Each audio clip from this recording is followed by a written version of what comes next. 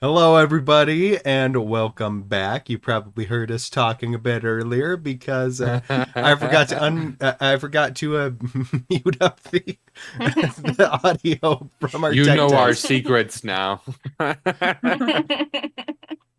You just heard me apologize to Sean because in our home game last night, I completely flubbed something with his character in a hasty panic because one of our players had to leave, so I wanted to hurry and end the session.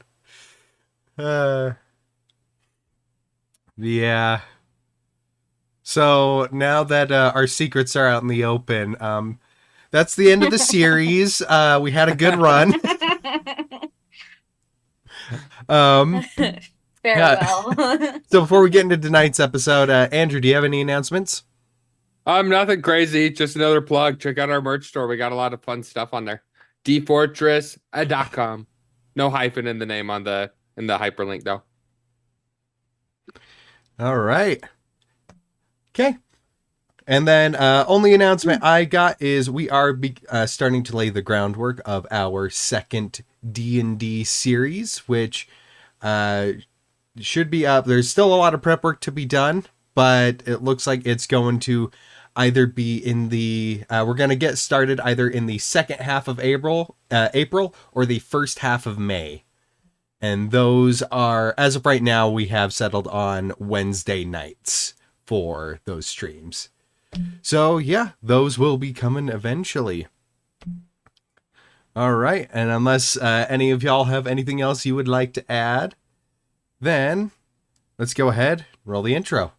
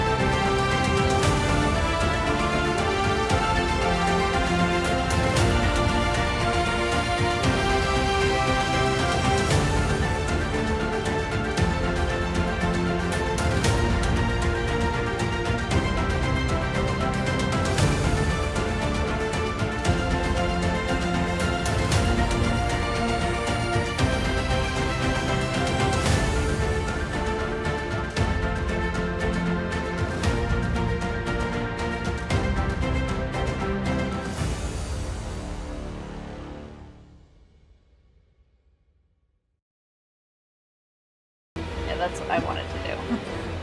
Alrighty. So, last episode, the Paragon had fought their way out of the acid fields, obtaining the sample and fending off some wizard-made monstrosities that called the acid fields their home. Upon claiming victory in that fight, they kept heading along the road to the west and then coming to a crossroads to either cut through a mountain pass or go around the base of the mountain. Deciding to cut through the mountain pass, Paragon eventually ran into a traveling merchant who basically makes rounds around all of Alabas, able to purchase some books as well as some adventuring supplies, things like food, some ball bearings, caltrops, all that stuff. Oh, we lost Jeremy. He'll join soon. Continue. This is a good story. I'm Vivi now. Yeah, poor Sean. And It's like I'm cut in half. Wayne. There we go. I'll hold Sean in his position right I guess here. I'll be both. Guys, let's do this. We got it. I can't do a Vivi impression. I don't know. Guys, we've got to do it. Let us go forward. We got this. I know it's asking.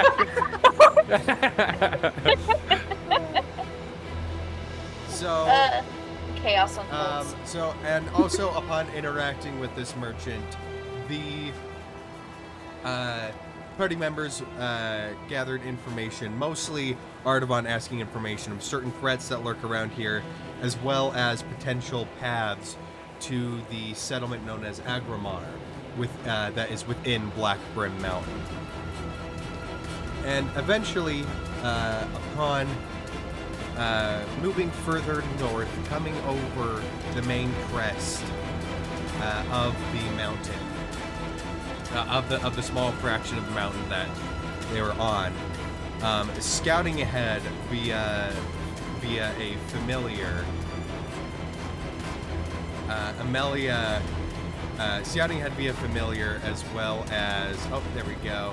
Back there. Yay! I'm back. Woo! So scouting ahead via familiar and Vivi riding atop a charmed giant dragonfly. You're able to see a herd of ebon-horn goats. Strange black-furred goats with horns that resemble obsidian. That rather than being covered in fur, are also lined a little bit with scales, who subsist from eating the minerals and rocks around the base of the mountain. A herd of them, spooked by something that neither of them could quite make out, but you assumed was a predator coming to hunt them, thus triggering a stampede through the narrow gorge that the cart is currently occupying. With the stampede on their way,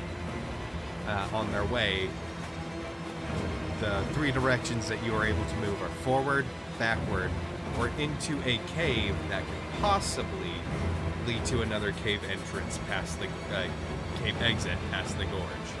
So, with all that in mind, Paragon, you have just been warned by Amelia that a stampede is now on its way. As you can see, the small figure of Vivi atop his giant dragonfly making his way towards you. What do you do? Oh, He's too far away. We can't hear him. Yeah, we can't hear him. He's me. What Yeah, he's so far away. what are you saying? Come a little closer and unmute your mic. You just see flailing little arms. That was perfect. That's perfect. You can see it, but you can't hear it. Now that you're closer, what was that?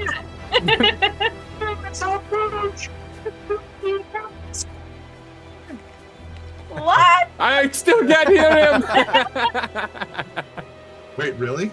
You still can't? I think your pitch is just a little too off. Your mic's like Yeah, having a hard yeah, time the picking you mic- up. Yeah, the mic cut it out. Yeah. Really? Can you hear me now? Yeah. Yeah. Well, yeah. You were just higher pitched, so it kind of cut out. There's a bunch of bloody goats coming!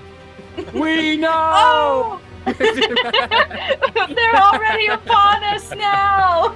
So does the carriage, does it have like a window that like is open, or do I have to bust the door open if I want to look out? There's a window that's right behind the drivers that you can see out. Otherwise, to get outside, you have to be hanging out the door. One of the two doors on either side. Well, okay, Amelia will be very brave, I suppose. Are they very close to us, the goats? You still got. You can see them coming now, but you still got a little bit of time before they actually hit where you are with the cart. All right, so the spell I want to do is 60 feet range, so I guess she'll wait till they're like right about to hit that limit so that they'll immediately hit it. But she will grab the spider staff, she'll wave it, and this like sticky sort of mist will come out. And then as it settles on that spot, she'll snap, and then the mist will solidify into like webs and just like stick in that spot. All right. What's the radius on it? On the web? I believe it's 20 feet. 20 feet, so total of 40 feet across. It's like a 20-foot cube. That's what it says. 20-foot cube? Okay, so it's like all over, I guess. Okay. But it's still 20 feet, which might be something. How far is Yeah. the gorge? Like, how wide is the gorge? about just about 30 feet. So Amelia's Oh, will it's like- cover most of it. Awesome. All right, and then just for my own sanity, I'll roll as if it's a swarm coming at you. Ooh, that is a 14 on the save. My save is 15. Oh, all right. So you see, Yeah. as they start going, as they start approaching, about 60 feet out, you see a big chunk of them kind of go and then get caught in the webs, and they're trying to fight through it in a panic. And you see some of the other goats are barreling into them behind, so much so that the whole space of the spell gets filled up with goats that are now stuck, and some of the others are now jumping over them to get past, and then some are shuffling through the tiny gaps on the side, bypassing it. Any other ideas? Should we go in there? All right. I believe Artavan, you were driving the carriage at this time. Yeah, like I would definitely turn to get out of the way, so towards the mouth of the cave. And then curious if what people might say is Wayne calls out, like, if we're going to go in there. He's kind of, a little flustered. He's getting ready to do an action, but he's not entirely sure what we're doing. But yeah, he's leading it towards the cave unless someone says otherwise. We could stay in the mouse until they pass us, and then continue on. They're territorial. They'll come for us. Oh! Oh no! That's not terrifying. Well, I'm not even. Let's there go in the anymore. cave. And then I'm going to preemptively cast daylight on my pull out the light orb and cast daylight. The drift club. There we go. That's what it's called. It's a good idea. Okay. Alrighty. They're going in! All right. So as the stampede is coming towards you, Artavan, you're driving. What are you gonna do with Butte the Brute? How are you gonna steer him? Just as they come, seeing what's in front of us with the daylight, and if we're being pursued, with a little bit of urgency. If not, then with a lot of, it's all dependent on what's behind us, if we're being chased or not. All right. So as you veer the cart around to move back a little ways, it is only about 45 feet to that little cave entrance, so it's pretty fast. However, with pulling the carriage, the goats will some of the goats will have gained on you by this point. So I need you to do. So they are chasing. Yeah, they are chasing. Not chasing you directly, Okay. but they will go through you to get past you. Okay. Right. So, with that in mind, go ahead and give me a vehicle check, a land vehicle check, which, depending on how you're steering, depends on what stat it's going to be. Strength. All right, so you're just gonna try and just veer Butte to go. All right, go ahead and make a strength check for me. Prior to this, could I have reached? I don't know how much time passed. Could I have reached through that and like tapped Artavan and given him a fortune's favor to help him? Just a little bit of luck in case you need it. I'll allow it. It was a dirty 20. Dirty 20. All right. You manage to go, and with a burst of speed, you launch yourself in the carriage towards that, towards the cave mouth, giving Butte, a surprising burst of strength from Butte, sensing your urgency. And with that, it moves forward. A couple of the goats, though, are about to smash into the cart as you make that left turn into the cave mouth. So for this, Vivi, what would you like to do? I think so. I have an aerial view, right? Yes, you do. Okay, so I feel like he would be watching the progress and the proximity. At an optimal moment, I feel like if there's a bunch of goats getting too close to the cart, I would want to cast Hypnotic Pattern to try to slow the front, the tip of the spear, but while still encompassing as many as I can in that. All right. Oh, that's a natural too. Let's go. All right. So as you do it, since it's turning, Amelia, you're hanging out the door, and so these goats are about to actually barrel right into you directly. And right Well, just gonna close it. right as you close the door, right out the window, you see a burst of color. As you see some of the goats just stop dead in their tracks in a charmed daze. As the cart peels into the cave mouth. And Excellent. as you enter into the cave mouth, you still hear the thundering of hooves outside, but it seems that none of them are turning into the cave. They are barreling past the cave. The cave mouth now being shrouded in kicked up dirt and dust. Are they trampling the ones that were hypnotized? Yeah, they are knocked over, but they take enough punishment that they snap out of it and keep going. They're all right. The poor dears. Okay. The ones in the web are They're probably goats, not okay. not deers.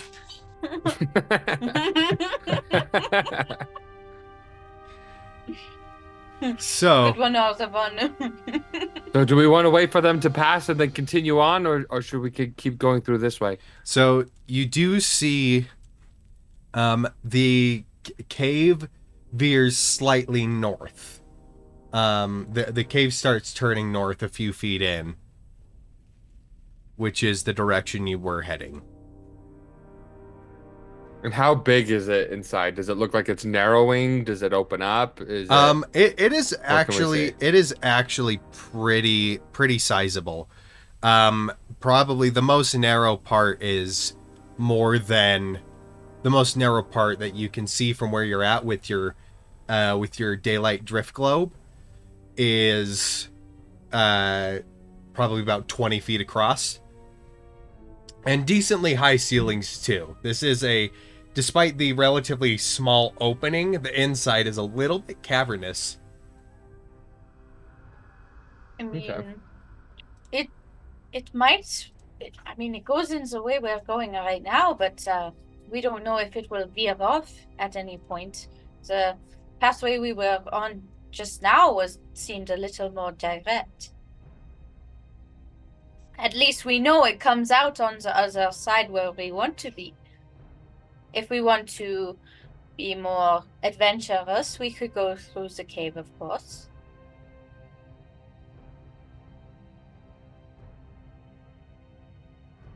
My only worry is if we turn around, what if there's still some more of those rams and they take down our cart? Mm-hmm. Do we have any way of scouting to see if the goats have settled around the mouth? I'm still outside, up Oh. in the sky. So I didn't make it into the cave. That wasn't the I intention. mean, I have Senya. Senya's still out there. I could look through her eyes real quick. True. Right. So What do I you guess see? yeah, I'll warg into my my owl's eyes. All You'll right. see our fox friend in the sky. So as you view through Senya's eyes, the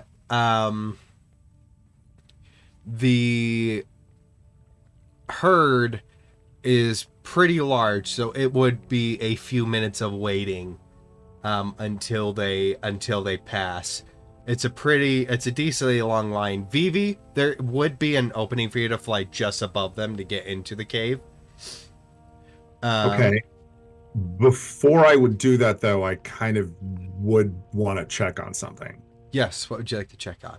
Well, you stated that the goats appeared to be running in terror. Yes. I'd like to do an investigation or perception to see if I can spot something bigger. Right. Scary. Go ahead and make a perception check. I didn't even think about that. Yeah, that would definitely I was gonna influence bring our that decision. up, so I'm glad. I'm glad. I'm going to guidance myself on this. So, and I get a 1 on the guidance plus. Did you say perception or investigation? Perception. Ooh, a nat 20. Oh, Yay! with a Nice. natural 20. One. Total of 25. Oh, wow. With a natural 20, you see this strange shifting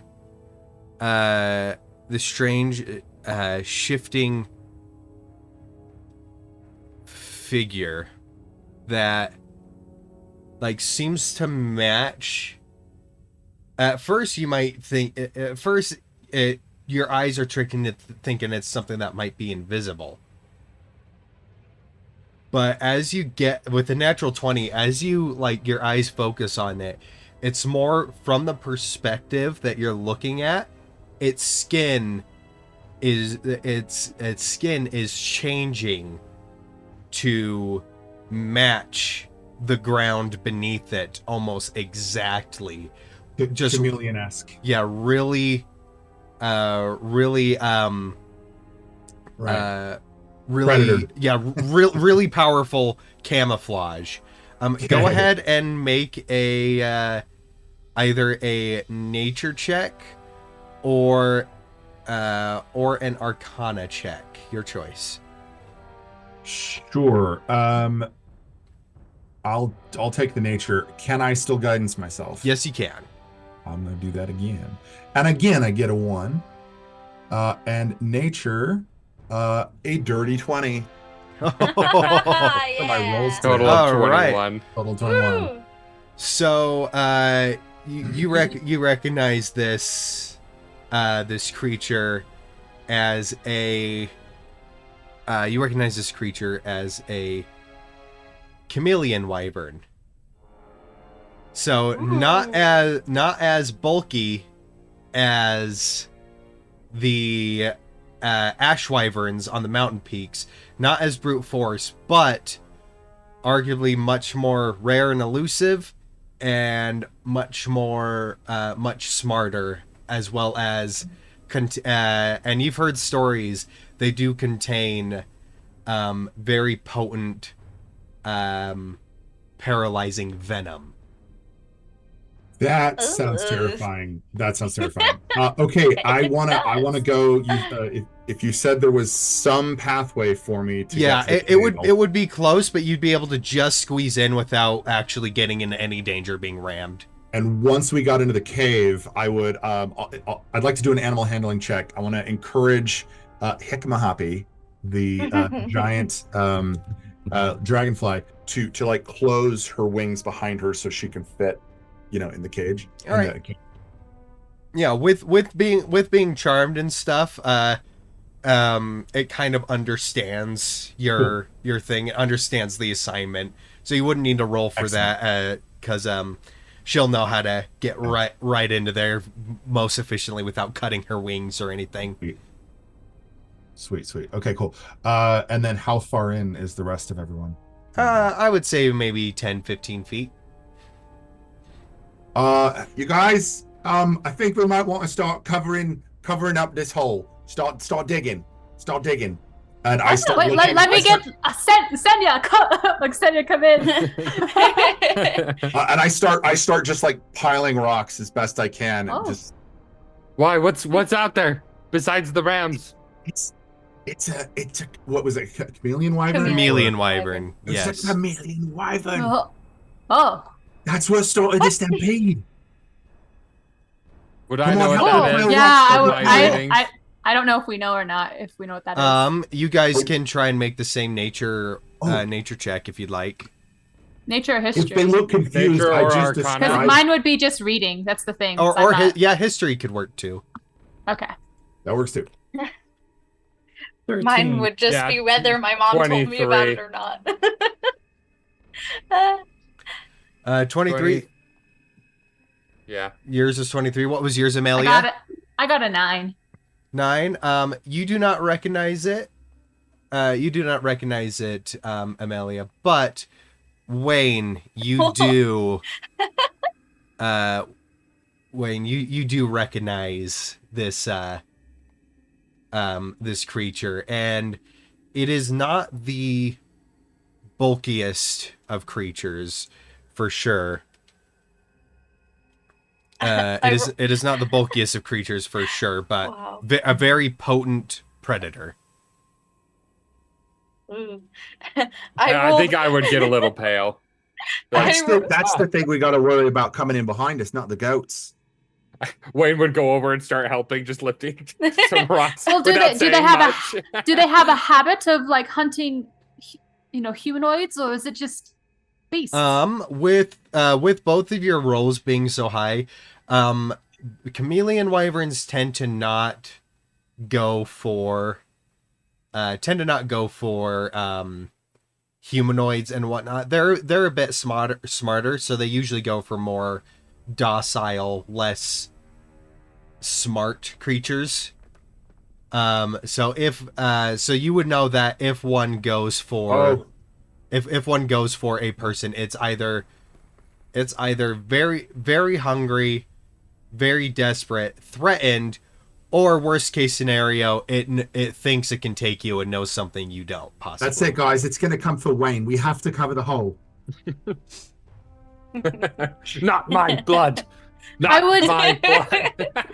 As like understand the urgency. I understand it's scary. I don't necessarily want to be closed in a cave where I don't know for sure if there's going to be an exit on the other side. We're assuming. We don't know if there will be. But we could maybe place markers along the way, just little markers to help us find our way back, if we have to. But we don't want that thing coming in here. We'd never see it. That's what I'm saying. I just don't know if it's necessarily the safest option either way to go into this cave and to block it. I'm a little worried. I'm just voicing my worry. No, Can we just make it That's not understandable. look like it's there and then still have it be open? just make it look like a wall. We can deconstruct it later when we come back. How big is this cave entrance? Asking the logical questions. The cave entrance is probably about 15 feet across, and then Yeah, we're and not then covering this thing up. Yeah, and then it opens it up. It opens up even more as you go further in. Yeah. I rolled a history check earlier just to see if anything would So- come of it, and I rolled a dirty 20. Nice. Yeah, my mom my dad told me about it to scare me at night. There we go. You do know lost your uncle, chameleon yeah. wyverns do like some of the they're very adaptable creatures, and they do also like kind of warmer climates, so they are partial to being in both the deserts and the swamps of Rascalia as well. Oh, okay. We might Well, want to consider looking ahead if there is any this cave might even be its lair, its home. So I think we should probably Think look about that. around, see if there's any Ooh. signs of bones, of nests, even if this is a dead end around the bend or not. It's I dropping. I agree. Yeah, Yeah. I agree. All right, that sounds fair. All right, go ahead and make somebody make an investigation check for me. I should do it. Yes, please. And just so you know, Vivi, the dragonfly's wing beats are very loud. Once again, can be heard up to 100 feet away. So if she's flying, it does destroy any opportunity at stealth. Right. I got a 16. 16. A little bit further in, you do see some scraps of like bone and things like that. However, there's something a little bit off about some of it. As you look closer, not all of it, but you can tell that a couple of these pieces have been cooked. Oh, I found some. You know how when you have like meat with the bone in and you cook it, it doesn't look raw. Makes it tasty.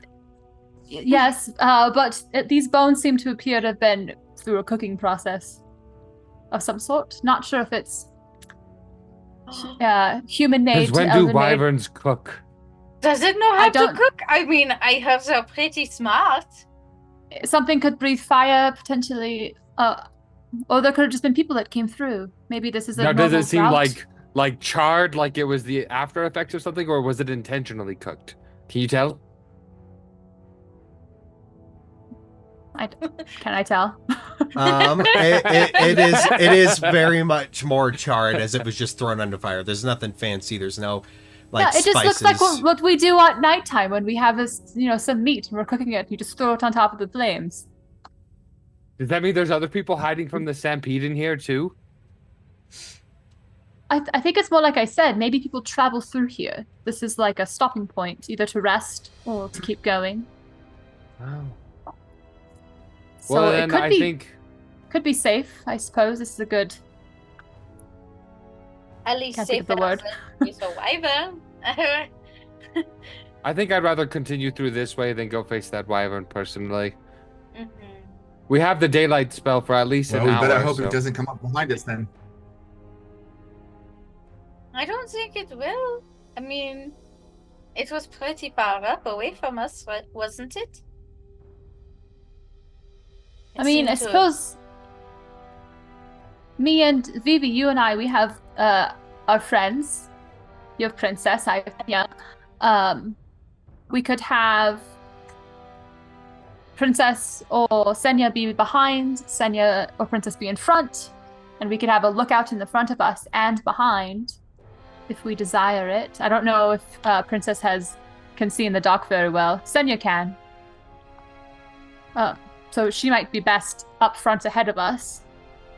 But that's just an idea. And then just to be on the safe side, I'm gonna cast Mage Armor on myself. Just to be safe. Yeah. Never gets old. It's Did so you cool. say that the mouth of the cave at its narrowest was 15 feet across? Like The mouth of the cave, yeah. So that's like floor space, and then like as height as well. Yeah. It was big enough that Right. you didn't really have to squeeze to get the cart in. So with the new plan of action, what Vivi is going to do is he's going to use his little dig skill to like the rocks that he has piled up so far. He's going to use the rocks to like sort of just naturally coax anything that walks through there towards like the middle of the thing, and in the middle, right where the bottleneck is, I'm going to lay caltrops. All right. Sounds good. And we'll have to And I'll- listen and see if And we we'll just hear listen. anything. Yeah, exactly. If we hear something, maybe that's a sign that we're being followed. That's okay. These caltrops, I'll just replace them later. No problem. Very well. I also have a trap as well, just a simple hunting trap. Can be potentially helpful for another bottleneck situation. I do like the idea of having a familiar to scout ahead around the bends and corners, because we're either dealing with, previous camping and cooking, or a potentially fire-breathing monster. So it would be nice to see it before it sees us, and be on our toes because anything's possible. And But you I said you guess, can see through Senya, right? Yes, as long as they stay within 100 feet of me. But they And could go further. I could tell them to keep going and then come back if anything dangerous, or just wait until I can see through his eyes again. Well, and I know normal elves have fantastic eyesight. Does Senya have good eyesight as well? The best. Much better than mine. So you could just ride in the cart, and that way, when you're walking, that you're just safe in the cart and still coming with us. Yes. Good. That sounds like a good. And then Vivi will just kind magic people. just like ride dragonfly back, and through the wherever we are. All right. So I think I'm how- gonna move to the roof and just kind of be holding the drift globe. Yum. Okay. So, as you guys are moving through, Vivi, the dragonfly's wing beats echo very loudly across the cave wall. No, like Oh. he's Oh, crawling. walking. Okay. Yeah. Not flying at all. No. Sorry. All right. So yeah. So as you start making your way through this cave, let me just go like this. So the the carriage moving through this cave, it's a little rough. You're bouncing a bit, even with the treads. It's a bit of rough terrain, but not enough to cause any serious damage. And as you're inching along, as the thunderous hooves pass, you do hear just this, as well as the flapping of several pairs of wings, just. But pretty Ahead of us quiet. or behind us? Outside the cave, following the stampede. Hopefully it keeps going. Hopefully it keeps following it. And as you round this first corner, you are met with 2 ways to go. There is a path that goes right and a path that goes left. However, Wayne, with your drift globe illuminating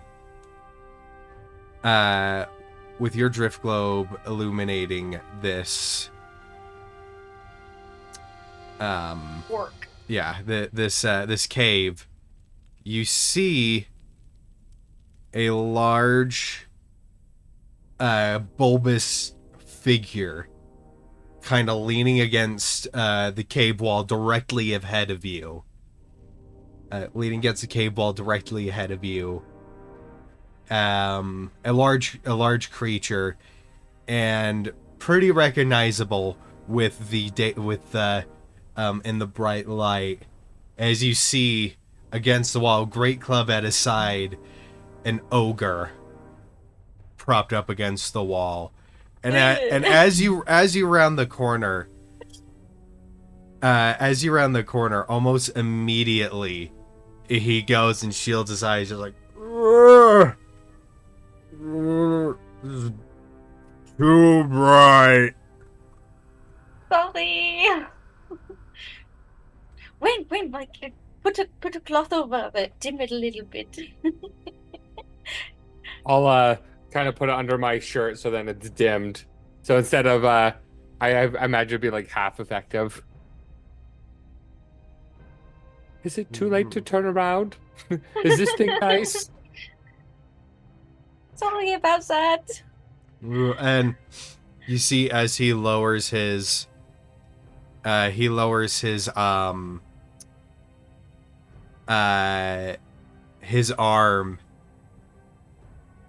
he kind of goes and just like squints at you guys.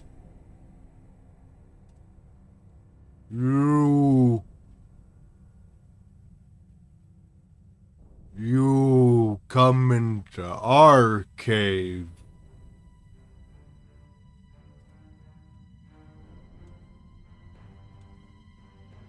What do you do? Yeah, we're just looking for a safe way out. We were just avoiding a wyvern outside. We just want safe passage. We're very sorry. Yeah, we're not trying to cause any trouble or anything. We don't want to take your home away. We just want to get out of here. Can you lead us out? Make a persuasion check. Will do. It's gonna be 2 on the guidance and 12 on, so 14 total. 14 total. With that, you see him go and he squints his eyes. He's like, I go ask others. As you see, he goes and he takes his great club and taps the wall behind him. Wait. Oh, Wow, right before he did something.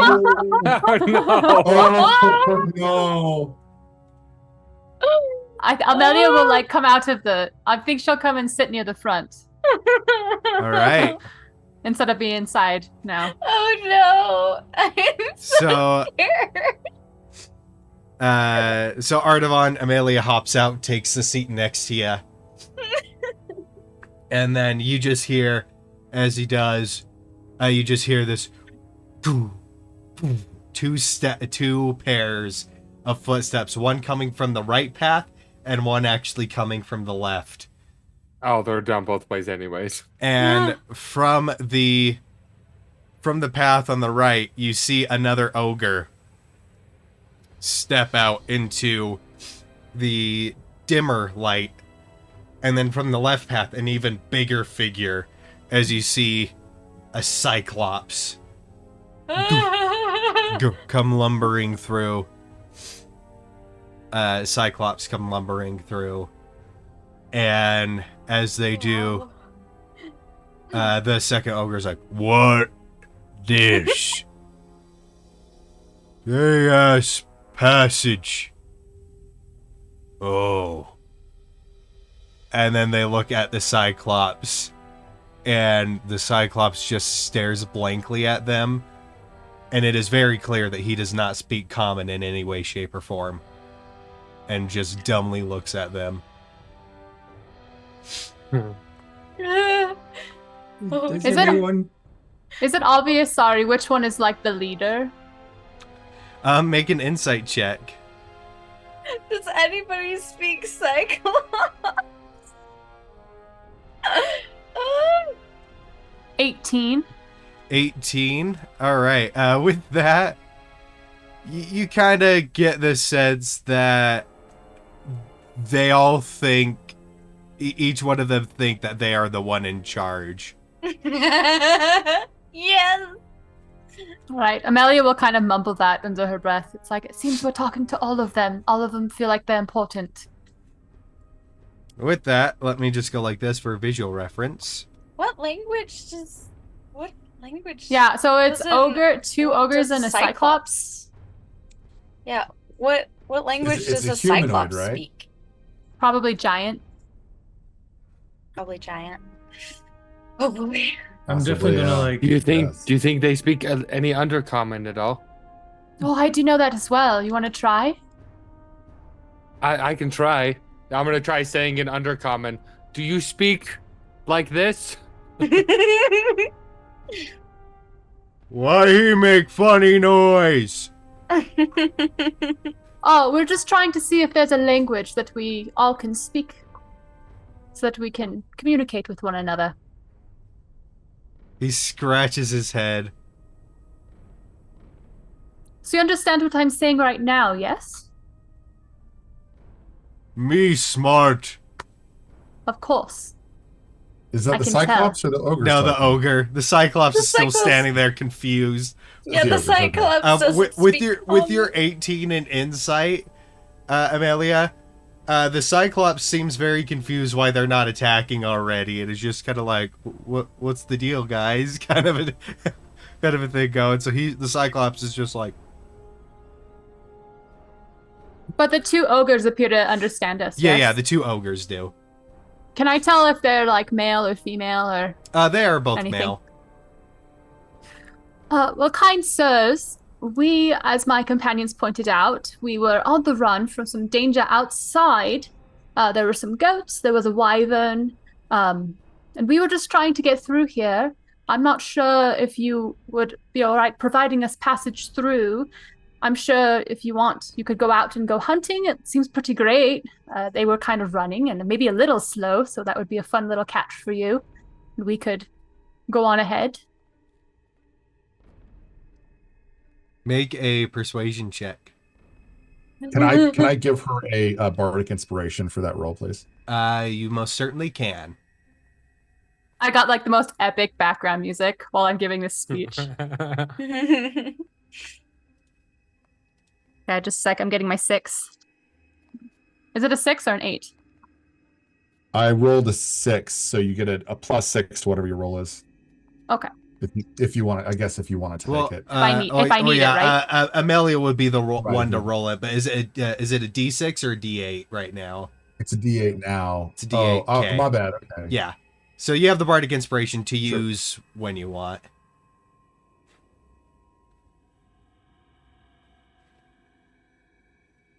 I got a 22. 22. Yay! Out of Nice. curiosity, did you use the Oh, inspiration good for roll. it? I did. I got a 1. I got a 20, but I was like, I don't know if that's enough because these are ogres. And they don't know what I'm saying. Well, if you sound nice enough, maybe they'll just understand that you don't This mean is a any harm. diplomatic situation. That's what I excel at. You see the ogres, they go and they look at each other. This, what you give for passage? What sort of things do you enjoy? Food, shinies, food.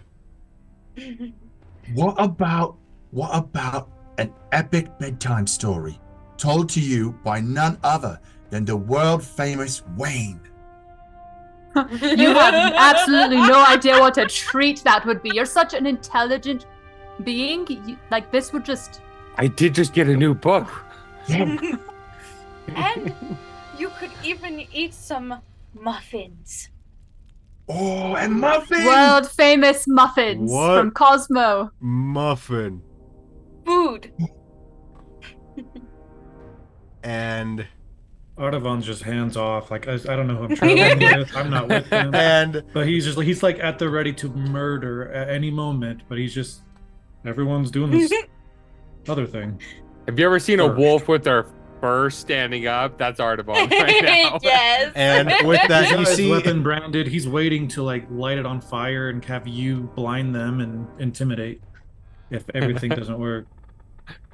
and you see the second ogre approach and start whispering. You can hear them loud and clear. You can hear them loud and clear, but lead in. Hey. We give them passage. And go into cave. Have them kill monsters.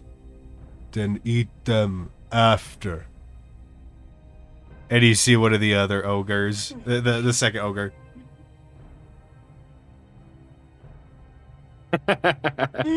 We give passage.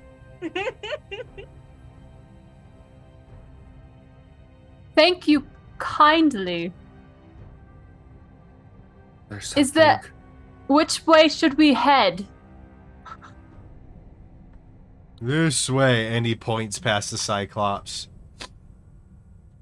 Amelia will just look at everybody else and like a little shrug, like, eh? There's monsters back there, he said. At least we Um, know. It might gonna- not I'm even gonna- lead out. It might just lead into a dead end because he kind of said he wants to eat us after. I thought he said he was gonna eat the monsters. It's them or us. I think whoever dies, those are the ones they will eat. So let's just go. Them. Them. It'll be them. Yeah. Let's go. Let's go. Okay, okay. Audubon, get going that direction. He is like a slow turn. He does a slow turn and like looks at you. You Come wanna, on. Come on. And you wanna before the escort cart monsters. rolls too far More away, monsters. I'm going to encourage the giant dragonfly actually to climb up into. It's a medium-sized creature. Yeah. So Actually, that's it is a cool. large creature. It Oh, is it a is large. large? Yeah, but it can Oh. stick to surfaces, so you can just have it perch on the side if you want, like on the outside of the cart. It can Wow. really just stick to it. That's not gonna make it flop over. It's like a permanent despite them sticky Maybe hand. just on the top. Yeah, There's these top? there is a top, yeah, and the cart is really sturdy, and with the treads, it's pretty hard to tip these. We'll go top. Have him perch on the top because his walking speed is actually very slow. Okay. Do I have to move out of the way because that's where I was sitting? With it being a large creature, you can kind of somewhat share the same space, so it's not terrible. Little snug, but Is top where the driver is? Oh, I thought. no. No, they're in the I thought front. there was, I'm like, on the a top. front. Yeah, but there's You enough. can be on the Okay. top with me. Yeah, there's enough room for it. Right. So As we're leaving, Amelia will just be like, "Thank you kindly, good sirs." Just And- like wave. and they go Is to a Cyclops even letting us by? yeah. As you go, you hear them say a couple words in another language to the Cyclops. Do any of you speak Giant? So you do not understand, but then the Cyclops steps back a little, and then the Cyclops steps back a little, and then lets you pass. And as you round the thing on the left, let me just go and launch this up again, just so you guys can see. I'll just go like this, put VB, I'll just stick you right there. So as you make your way up, you see this constructed barricade as the cave goes further in. Oh boy. And as you're going through, as you make it up, the three of them actually go and grab onto big chunks of the barricade and kind of just haphazardly slide it open, and then gesture for you to go. Thank you. Yes, go. Hurry. Yes, thank you. This is a good idea.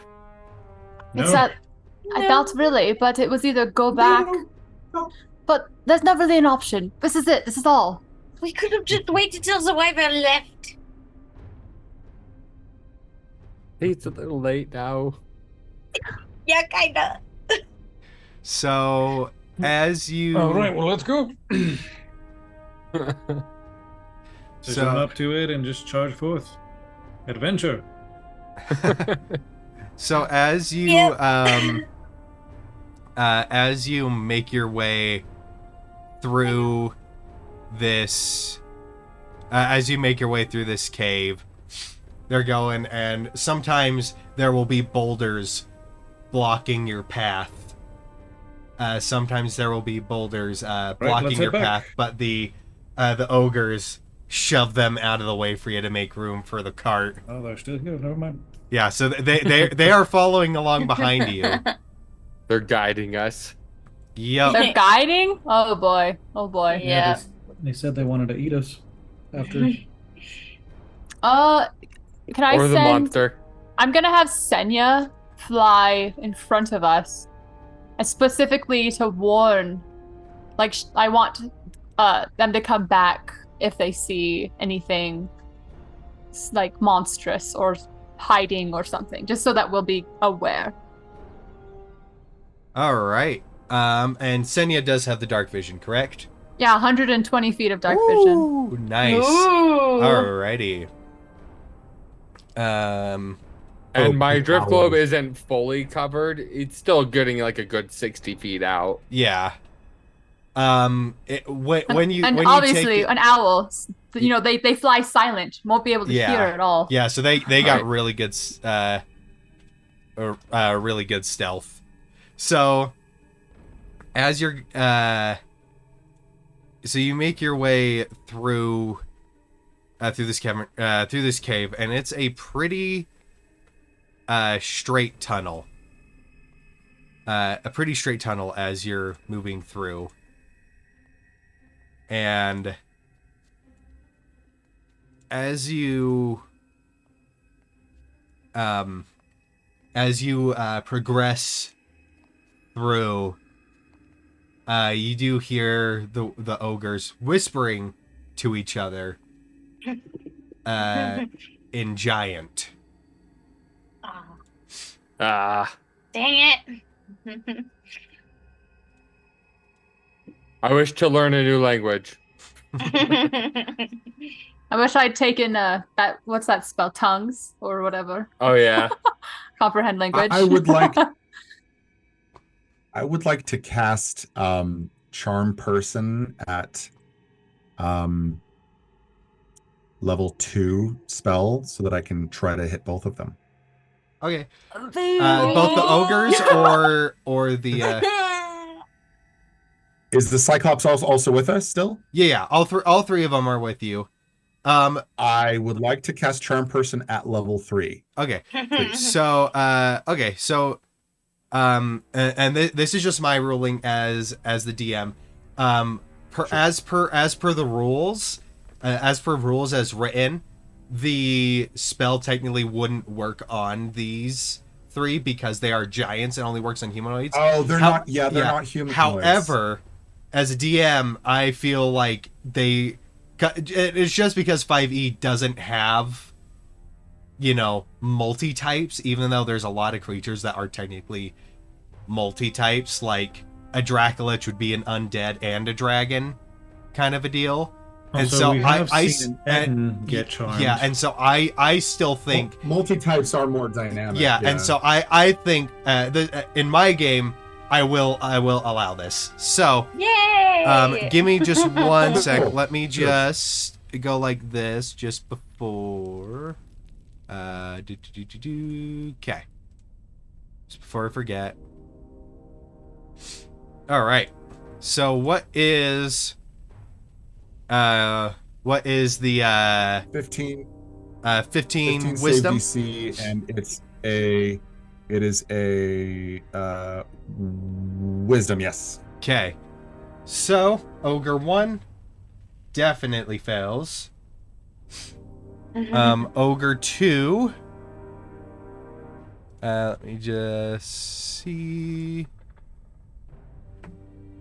fails as well with the exact same roll. Woo! So they both got a total of 3. And that is, for the Cyclops, that is a 0. Yeah! And so as you cast this spell, they're walking behind you, and then as they go, you see one of the ogres look at you as you look back at them, and he just smiles. Unlike the smile before, this is the friendliest, and he gives you a little. and Vivi seeing that and knowing that it was successful, Vivi lets out just this big belly laugh. Tell me that joke again, the one you just told your friend. What was that? We said We said we was gonna eat you after. Oh, that's so funny. You guys did you hear that? Yeah. Yeah, we have. Oh, so that's such a good joke. Ha ha ha. It's not Such a good funny. joke. Wayne, just laugh along, pretend. Pretend.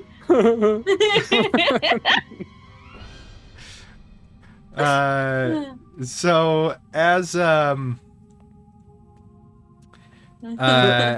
you're gonna see us out to the other side of the cave, right? Instead, right, friend?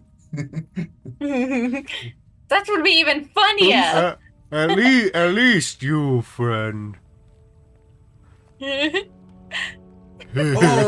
Oh, and the rest of the friends too. The rest of the friends too. It would be so hilarious. Listen. If you go out the other side of the cave, there are some delicious fat goats probably that died during the stampede. That'd be easy pickings. It's just like roadkill jerky.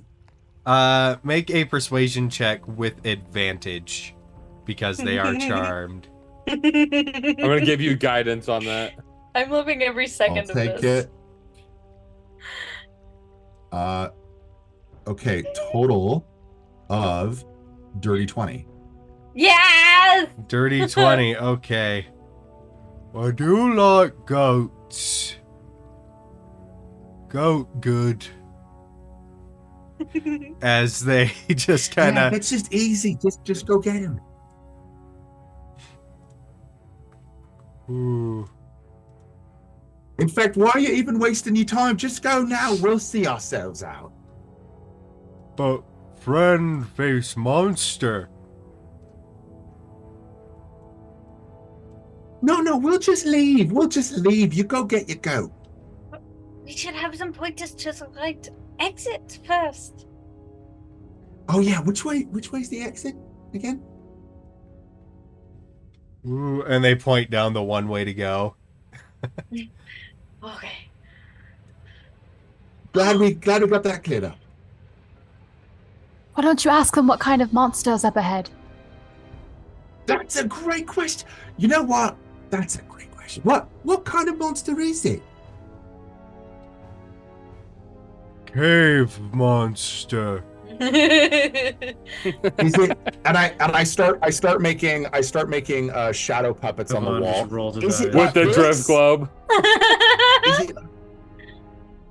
Is it a monster like this? Sorry, Is it a what was... monster? Is it a monster like this? Ooh. I'm just doing all sorts of shadow puppetry. Yeah, when you make the using wings. Wayne's light. Yeah, when you make the wings, it's like, yeah, that one. Oh. Okay, and where is the monster? By exit. By the exit. It All right. might be the wyvern. Could be. Listen, you guys have done enough. Go get your goats. We'll take care of the monster, and then we'll just be on our way.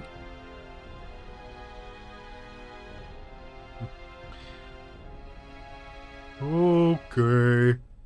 And the three of them turn and start to walk back, leaving you.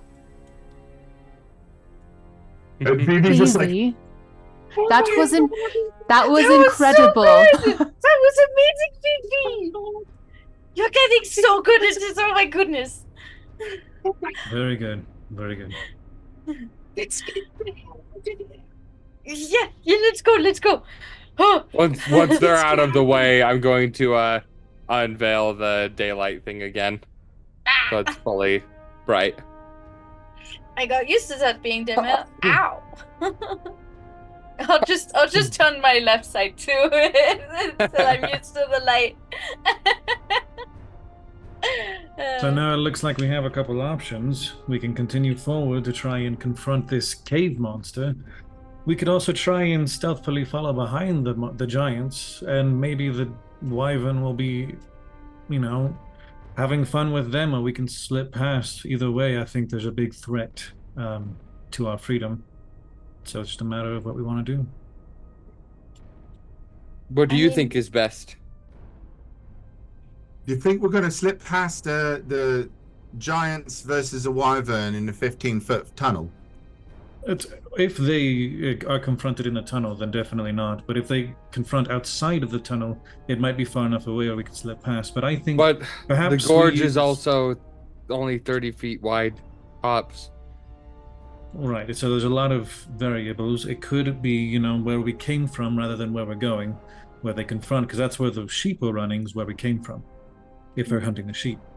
I think it would be good if we use the bird this time to actually scout ahead, see what this creature is, and perhaps we would know whether it's something that we can easily take on or not, and then maybe go from there. How long will we have our little ogre friends, Vivi?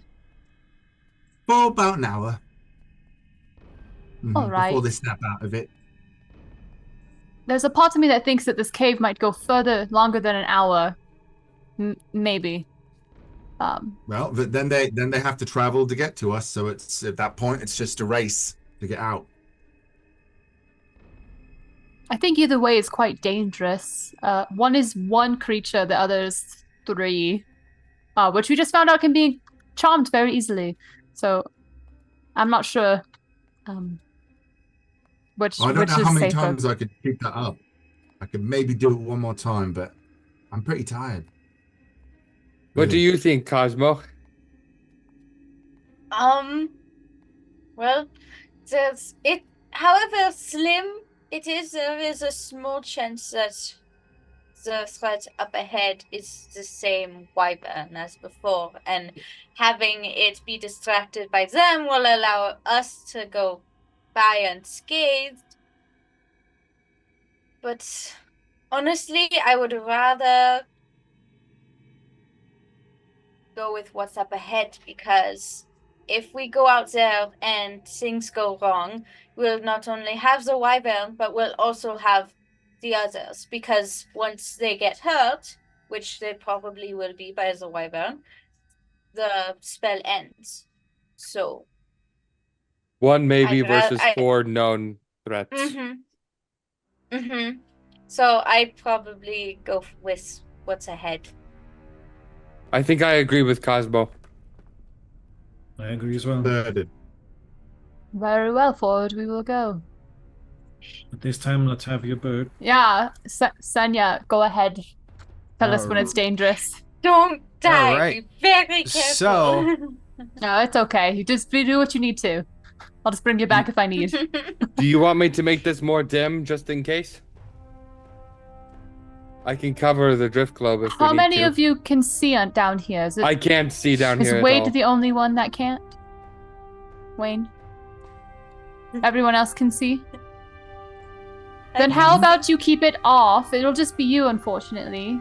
Or you could have it on inside. Oh yeah, just have it dim. He can just have it dim. No, I'm just gonna cover it up with my my clothes, and then if I need it, I can pull it out. Well, because how far does it go out? 120 feet. Because we can all see 60 feet dark vision, so it would just be dark, and we'd still be able to see. But if you have it on, then it does release light, and that. So it's Obviously, it's you're the 60 only one. feet bright light, 60 feet dim. So I'd imagine, well, if we're cutting it in half, then it would be 30, 60 30. feet out. Yeah. Well, and I was just more like when I was originally covering it. It's almost like when you put a flashlight under one layer of a shirt. Where, you It's can just still to see stop the light, it from but it's hurting the dim. ogre's eyes. Yeah, but I can cover it completely, so no light is coming out. Yeah, I would just completely cover it and then unveil it when we're in danger, and that way. Okay. You'll have to tell me though. Yeah. All right. Yes. Amelia, Flash whatever it is in the eyes. make a perception check through Senya's eyes. All right.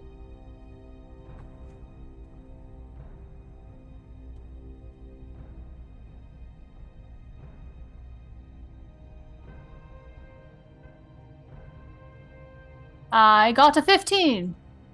A 15. Ooh. Let me see.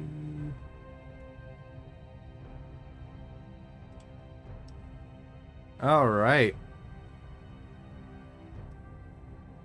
Oh, that's just Senya. Um, So I wasn't gonna look through Senya because Senya can Yeah. go further than 100 Yeah. feet, and then they'll just come back. So it's actually only a tiny bit of ways up ahead, which you will actually reach this in about a minute. Oh. But you see a large open cavern, with to the northwest of it an exit. However, in this cavern, you see a couple old skeletons strewn about, as well as the upper half of one of those goats.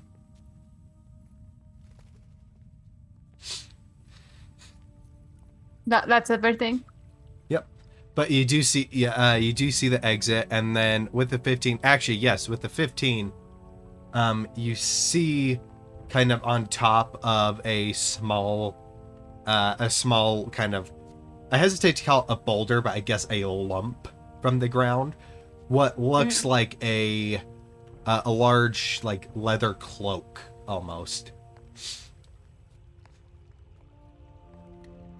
Alright, I guess I tell everybody what I see. It looks like we've reached the lair. Not sure if there's something hiding up top or not, but should be cautious, I think. Maybe stealth forward now. That will probably be best. Not sure if our heavy hitters want to go in front, just in case there is a fight. Do we want to leave the cart? Why would we leave it? Just in in case. case there's a Just leave it. battle. Oh. Let us leave it and just Yeah, walk. there is one last ahead. corner to round before you do that, so you can leave the cart right behind the corner. How Yeah, well so is the whatever- lighting? As in we make sure that the way is clear and then we come back for the cart? Mm-hmm. Okay. Yeah. All And right. then let Audubon and Cosmo go ahead. Okay. Tag team. So as you leave the cart, Butte follows your instructions as you give them. All right. What is the marching order here? I'm gonna mage armor. Okay. Cosmo. Wayne, your mage Audubon, armor is front. still active. It's been way less than an hour. It's 8 hours. Oh, okay. But yeah. So Cosmo and Artavan up front. You know what? Let's go. And let me turn on. Let me Well, I activate have- this battle map, and I'll let you guys place Amelia, yourselves. can I hold I on have to an you? idea. Yes, but I do have an idea. If there is something out there, I could have Senya act as if it's like picking at the goat and moving around, and maybe it'll think it's a treat and go. If there's a creature, it'll pop out and try and attack him. That's a really good idea. I like Won't that. he get hurt? No, it's just a little spiritual creature. It'll just poof away. I can bring him back later. Just a Good trick. familiar. All There's right. nothing fancy. I have activated. Not a real monkey like princess here. Yeah, I have Yeah. activated the map. I see some of you are still loading in, but for those of you that are in, I'm gonna unpause it, and you can just place yourselves in the marching order. Well, it sounds like we're going to be like at the very, very entrance and let the bird do his little deceptive trick while we wait before we enter. All Movement right. is at the combat turn. Oh, whoops. There you go. Free movement. All right. So, That would be next to Amelia. the goat, goat corpse is about right here. If you can see Senya, Yes.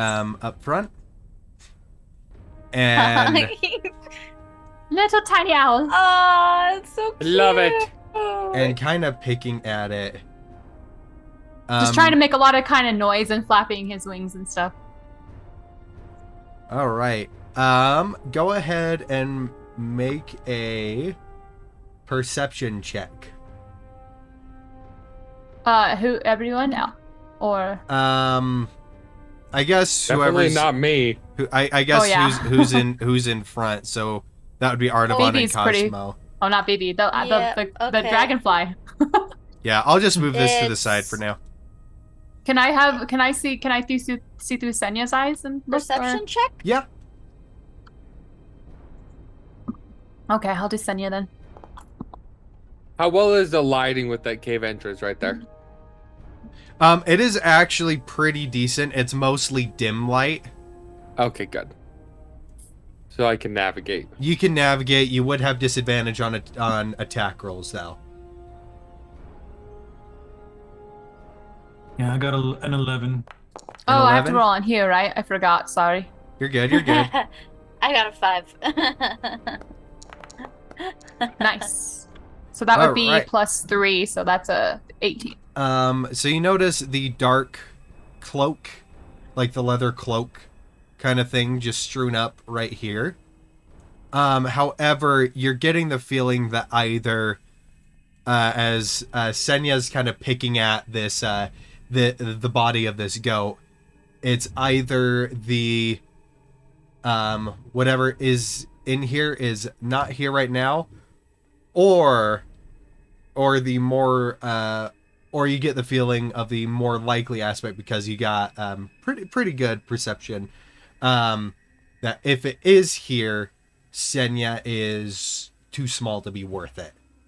Oh, all right. That both sucks and is relieving. Okay. So yeah, I It don't just think sucks at Senya's relieving. getting anything. So yeah, so you see that like well, and the rest of you should be able to see it now if Amelia points it out. Well, the skeletons, not a ton, but a couple humanoid skeletons and the goat skeletons littering the floor.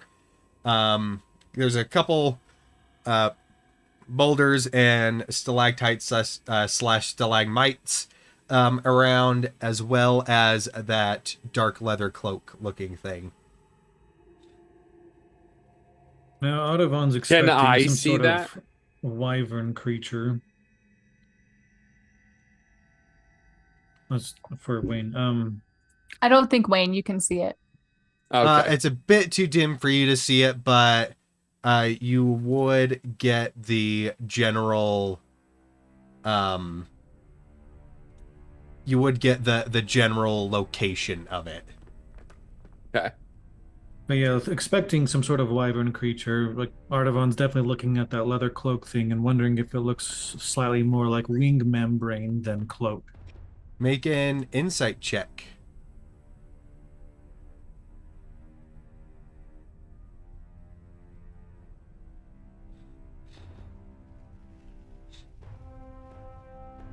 $11.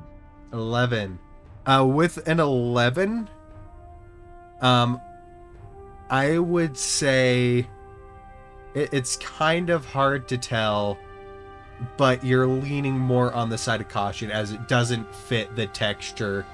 I would say with that, it's you're not able to tell if it's wings and stuff. However, it definitely wouldn't. This leather cloak definitely wouldn't have come from the skeletons that are around. It seems too new to be with the So on that to be with mound the over there, skeletons. I would assume that either that thing is the creature underneath. Likely some sort of wing or something. Whatever it is, keep your eyes on that. I suspect that's what it is, but still keep an eye out and your ears out for anything else. Can I pull out my light, or is it not yet? Not yet. I do, Vivi. I don't necessarily want to ask this of you. I feel really bad. I don't think Senyo was big What can I do? enough.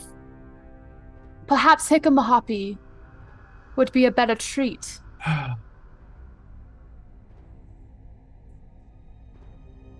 Sadly, yes. I was thinking that too, don't worry. You're not the only one. Feel like it would be very cruel, but You could just have him distract it while we run and then have him come out if we could. and I guess I'm on top of him, so I pat his scales and like, okay. Gonna do something so brave. So brave. Maybe you And, can just run I- out of the cave. I instruct it to go and eat the goat carcass. All right. So And then as it crawls away, because it's got a 5 foot, so it's very slow, like a little toot toot toot toot toot. yep. And as it does it, like anybody who's watching, there's just like a little tear just. Cosmo will kind of just Alright. like pat I him on don't the think shoulder. I'd see it. It's in the dim light, so you can see a pretty good outline, just not the finer details. And as it approaches and starts eating the goat, you see the leather cloak snap and take flight as it descends on the Oh, gosh. dragonfly. Ah! I thought it was just It's gonna a be a cloaker, bat. right? And Ew! yep, as it goes and We gotta makes go. We gotta a run. bite attack at That's a advantage for manta ray surprise. Can we It's a run? manta ray with an anglerfish face. We can't Yeah, leave they're really Butte. creepy. That's nasty! Oh, that's true. I forgot our cart. Yes, we've got- And so we'll go like that. This would be loud, but we should probably try to make a run for it, maybe. And it takes It might work. so the dragonfly takes 10 piercing damage from the bite, and then the dragonfly needs to make a strength saving throw, which Okay, it it's got a fails. +1. And you see the cloaker Okay. just latch on to the dragonfly, and then the cloaker goes and brings in its tail. The cloaker goes and brings in its tail for to cut it. And once again, at advantage because it's now grappled, which will hit. I'm going to cutting words that if All right. I can, please. Go ahead and give that a shot. Yell out at stupid, cloaky, toilet paper flying rat. Go ahead Wait, and, I like- and roll that a D8 here on Foundry. D8 on the foundry. Where's my dice? Bottom right. Is it on the? It says it's like a little box that says public roll, and then there's On a the bunch very of bottom shapes. right. Oh yeah. Thank you. 1d8. Go. That's 2d8. Go ahead and give that another try. Yeah. When you double click it, it adds 2. Must double 6. click That turns it 6. into a 13, which does miss. So, Ugh. so Hikamahapi is still up, but I need everybody to let me go like this.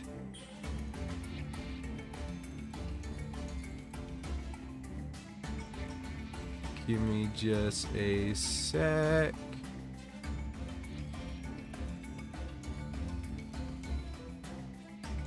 All right, I need everybody to roll initiative for me. Oh, there's more! Yay! Uh, 22!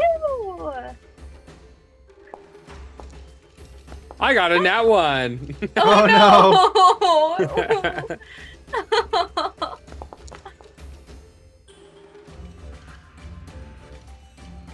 Looks like it's you and me, Amelia. Yeah. Woo! So I should Shoot. go with this one. This one seems a bit more fitting. Right, what do I have? Oh boy. Okay. Alrighty. Okay. Top of the round. Cosmo, it It's a is your me. turn. Okay, I'm gonna go up here. Distances are so deceptive. That was 30 feet, so I'm gonna move up 1. How far are you? Oh, yeah. That'll be fine. Wait, okay. It's so large. The range. So you could probably go to right here. It's the same range, but It's probably for an attack. There. yeah. Oh, for an Like a attack. javelin. Yeah. With my Oh, you're javelin, measuring for a javelin. Okay. Yeah. My javelin goes to 30 though, so it'll be at disadvantage. It'd be a disadvantage. Okay. Okay. So, I don't know if I want to rage just yet, but I'm gonna do it anyway because it's a wise thing to do at this point. So, I'm going to rage All right. and roll my d8. That is a 1, which means the shadowy tendrils. Yes. Nothing is within 30 feet of me, so nothing happens to anything around me at the moment. So I'm going to just throw my javelin, my javelin. All right. Disadvantage. Oh, 19. That's still Dang. pretty good. All right. Yeah, That's not that bad for hits. disadvantage. That hits. Go ahead and roll Yay! that damage. That is 9 damage. All right. As the javelin goes in, pierces its leathery hide. This is a large creature, but it's still just latched on to the dragonfly. Almost like a giant leech. And seems to shrug off the damage pretty well. That sucks. Alright. That is the end of my turn. Thank you. You still have one more attack, don't you? Oh, yeah, I do! Shoot. I already ended my turn. We can go back to it. Whoopsie. Okay. There you go. Alright. I'm gonna do it again then.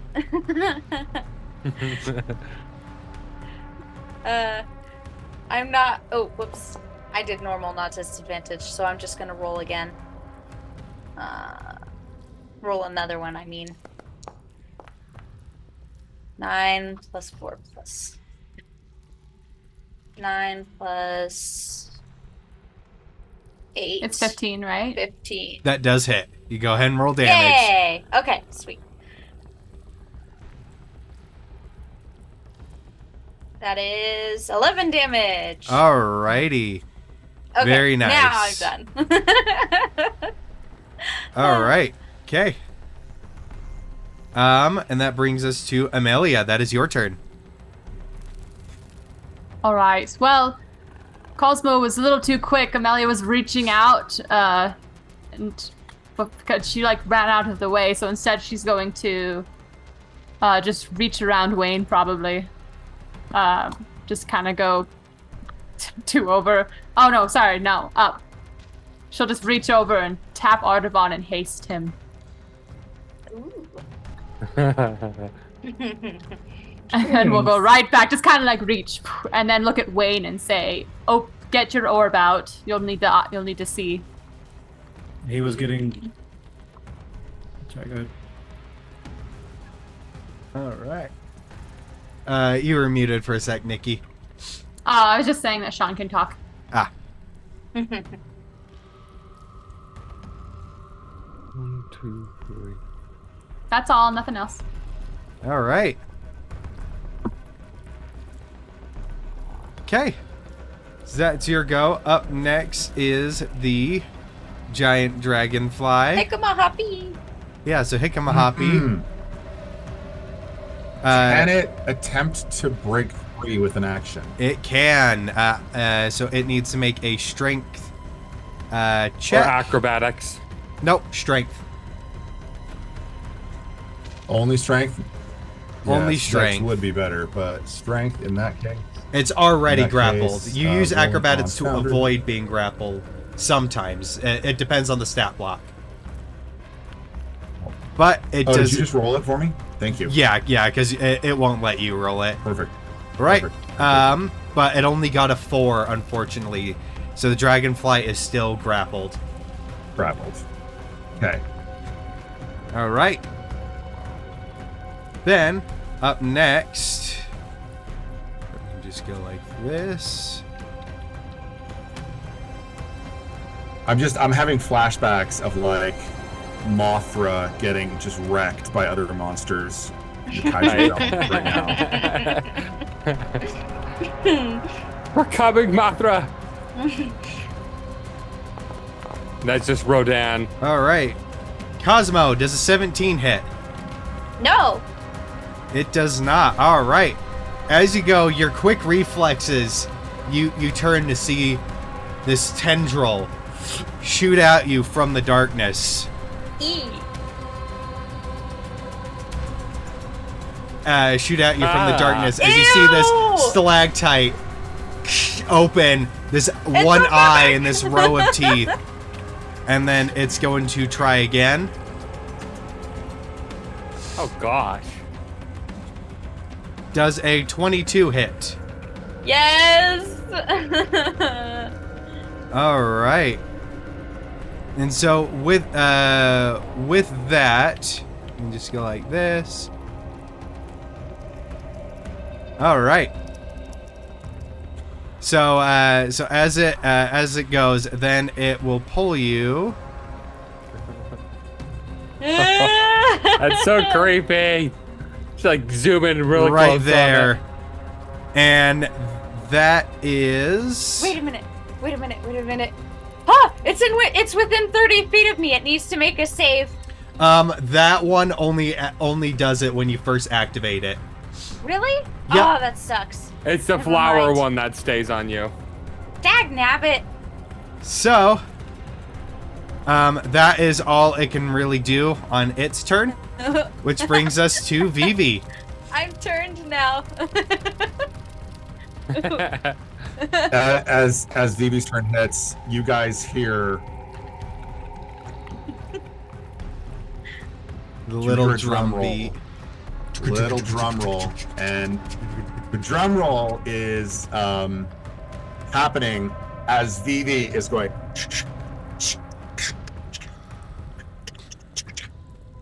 The drum roll was Yeah. me giving myself a bardic inspiration through Princess playing the drums, Yep, princess just on your back. and I say, "Yeah, like behind me, whatever." Yeah. And Vivi raises the bad news into view. Get off of my hobby, and I fire. All right. Yeah. Go ahead and make an attack roll.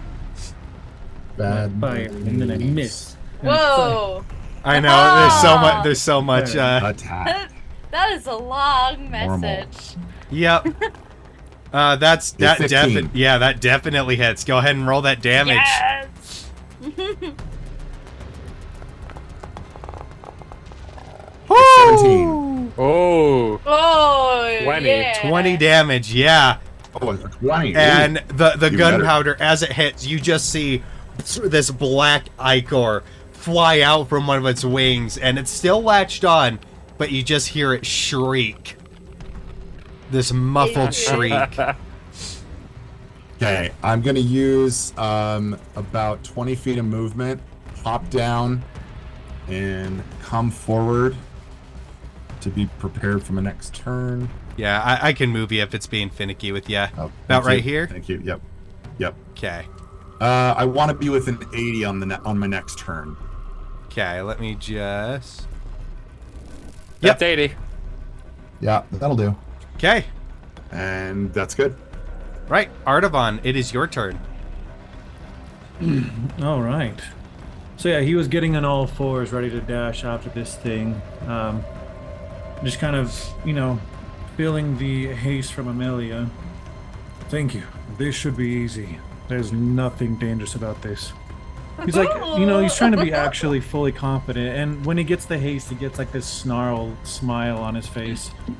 And on all He's acting fours, cool, is what he is. he was like going forward, sees Cosmo get grabbed, and goes roughly right here. All right. Yeah. Oh wow. Okay, and it just hops over me. And then like does like while he's like running around this thing, he's gonna just start wailing on it to let go. All right. Go ahead. And so this thing actually does have a pretty unique mechanic. So are you gonna go for the main body or the tendril grappling Cosmo? That is actually a mechanic. The first attack is going to go for the body to see if it will let go with the attack, but then we'll go from there. Go ahead and make an attack roll. All right, this might take a little bit. He's being so cool right now. What the heck? 15 to hit. 15 does not hit it. Oh, I'm going to hit again. It's a 16. Also does not hit. Okay, Oh my gosh. I'm gonna smack the arm that's grabbing Cosmo. All right. Go ahead and make an attack roll. Try this again. There we go. All right. 25. Let me just see. What do you have to that see? does hit. Okay. So as you hit the tendril, it just so you know, the tendrils do share the same AC as the monster, so you feel that just that rocky surface. It takes a mighty swing to break through, and with that 14 damage, you smash the tendril and rip it, freeing Cosmo. Freeing Cosmo. However, you do get the sense that the damage to the tendril did not cause any real harm to the main body. That's okay. He'll swing one more time at the main body. That's a crit. Oh! Yeah. Do a little bit of grind smite action, if that's alright. And that was a Yeah. 29. If he gets Oh my like gosh. holy moly. Okay. So let's do the critical damage. Was that critical damage? Okay, I rolled the No, it critical wasn't. on the weapon, but let's try that again. I think it did normal, yeah. Yeah, go ahead and do that roll. Click on We'll here, just stun yeah. damage. You must roll an attack. Okay, Yeah, so so- what's this damage? 2d8. So yeah, 2d8 plus 5 plus 1. So 2d8 plus 6. Oh! Oh! So that is So 32 plus 5 plus 1. It's 38 damage. Well, no, it's the 2d8 is the doubled. So Is the it's critical. 28 normally. yeah, Okay. so it's 24. So let me just do it's math. 24. Holy moly. extra? That's what plus extra. That was max. 16. Yeah, so that's 24 damage physical. And, And then then 15 30 radiant damage. with The dice divine is smite. doubled on this. We're not doing we're not doing the double the numbers? The double the numbers. It's doubling the dice already on Foundry. Okay, so I'm gonna roll 3 more or roll Yeah. 6 all in one? Yeah. So you roll 6. Yeah, so roll 3 more. Okay, 31 damage. All right. Yeah, that works. Yes! You take a massive chunk out of this thing as it just lets out this pained, gurgly groan. All right. Ah, that's amazing. Oh my Is that gosh. your turn? That's my turn. Okay. That's so cool. All right. This is awesome. This I just need to see. Okay. Alrighty.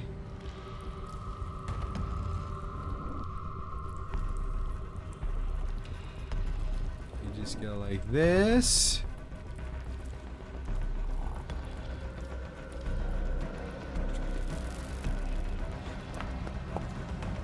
That is a natural 20 on you, Artavan. Oh gosh. I don't know if that hits though. Are you close So- enough, Phoebe? I'm too far. So yeah, I'm this close does enough. not do any damage. just another tendril comes out Why from the wouldn't it? dark. Another tendril comes out from the dark and wraps around you, It's a grapple. Artavan. Ah! And the second one goes. Side But- plane. Yeah. And Cosmo, that is a 22 to hit. Yes! All right. Oh, gosh. So, Cosmo, you're pulled this way. Artavan, you are pulled to right here. Since it's forced movement, this does not get an First attack time. of opportunity. We're like And- slowly being dragged. Yeah, and so the tendrils reach out, grab you both, and start pulling you towards another one over here. Ah! I keep having to switch targets, dagnabbit. Okay. After that, it is the Cloaker. The Cloaker is going to take its bite at advantage. That is a I'm crit. definitely using cutting words against it. All right, go ahead and do that cutting words. Roll that Cutting D8. word. We'll minus that to the attack roll. Ability D8. All right. So, Subtracting 1. yeah, so it still definitely hits, but it is no longer a crit. Right. So let me Right, just right, go right. like this so I can roll Are you kidding me? Let me roll Stop critting? Let me roll normal damage. There we go. Cuz it would have automatically rolled the critical damage. Right, so that is How am I being moved? 7 piercing, 7. Yeah. and then it's going to go for the I am tracking the health. Are you? Yeah, I have it on here. And then it is going to make Okay. the slashing tail attack at it, which will definitely Oh my hit. gosh. Those rolls, Oh man. no. And Ah! Hikamahapi Oh. is sliced through by the tail Yeah. as the cloaker pulls off a chunk of it and swallows it. And then I need and you just hear this kind of emanating from the cloaker. So I need Cosmo and Artavan to make wisdom saving throws for me. Oh no! Let's see, wisdom, saving throw. Yeah, I'm going to use my fortune's favor. Okay, 17. All right, you save, and you are not frightened, and you are immune to its frighten until the for the next 24 hours. Right, Cosmo, what was your save? 7.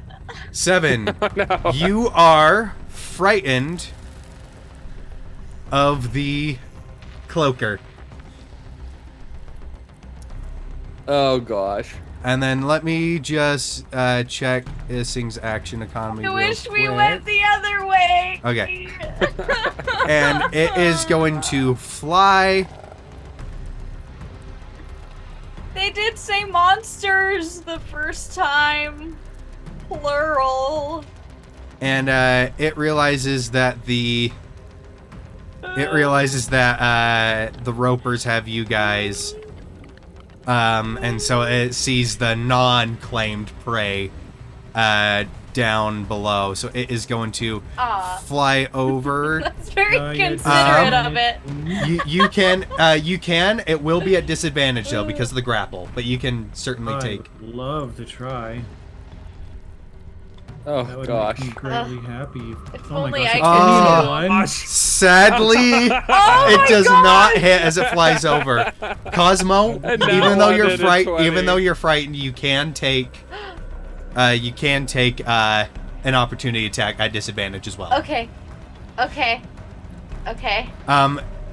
Yeah, and so it's a melee attack with javelin. My sentinel stat. That's a 12. 12 does not hit.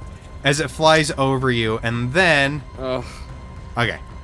Okay, that is its turn. I'm gonna remove Senya from the initiative because she'll just share if she does anything. She'll just or he'll just share a turn with you, Amelia.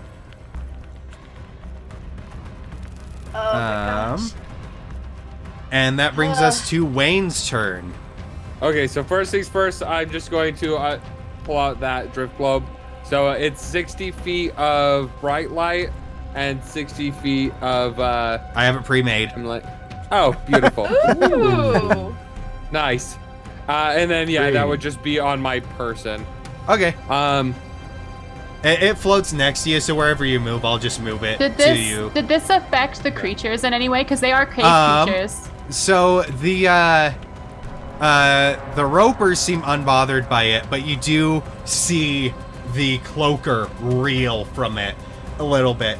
So the one thing I will say, as it flew over, because this is what it was gonna do on its next turn, as it flew over, it made illusory copies of itself as it passed, and so it looked like 3 cloakers were flying at you.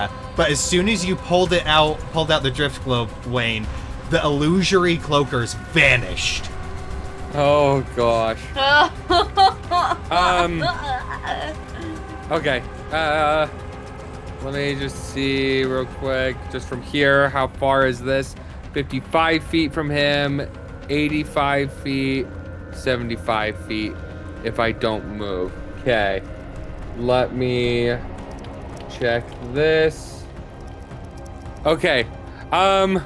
Seeing that thing suddenly in the light and everything, I think you'd see like a, like the cartoon, the black bar over the mouth as he says a few choice words. But seeing that those two are grappled and getting actively pulled in, even though this guy is scary and coming in, I'm gonna go ahead and cast a fireball. All right. Whoa! And so everything inside of it has to make a dex save. 17. Oh, How does that thing dex save? And all yeah, of its right? tentacles. There's no way. Its tentacles are not individual creatures. Oh, okay. Goes there. Yeah, but in Final Fantasy, but the damage will apply to you could, like them. select different. Yeah, the damage will apply to them. They just don't make individual dex saves. Oh! So 28. So that is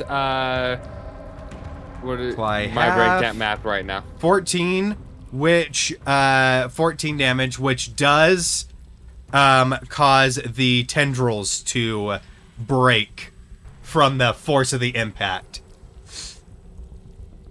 Yeah. And then let me mark that and can't. Oh yeah, that's right. This is not Baldur's Gate. I can't cast 2 spells. Never mind. That's it. Okay. I'm just going to stay within 5 Thanks, feet of Amelia and Larian. stay here. All right. Cosmo, it is your turn. Whee! You Okay. cannot move closer to the cloaker. No, and I wasn't going to anyway, so that's actually okay for me. I don't care.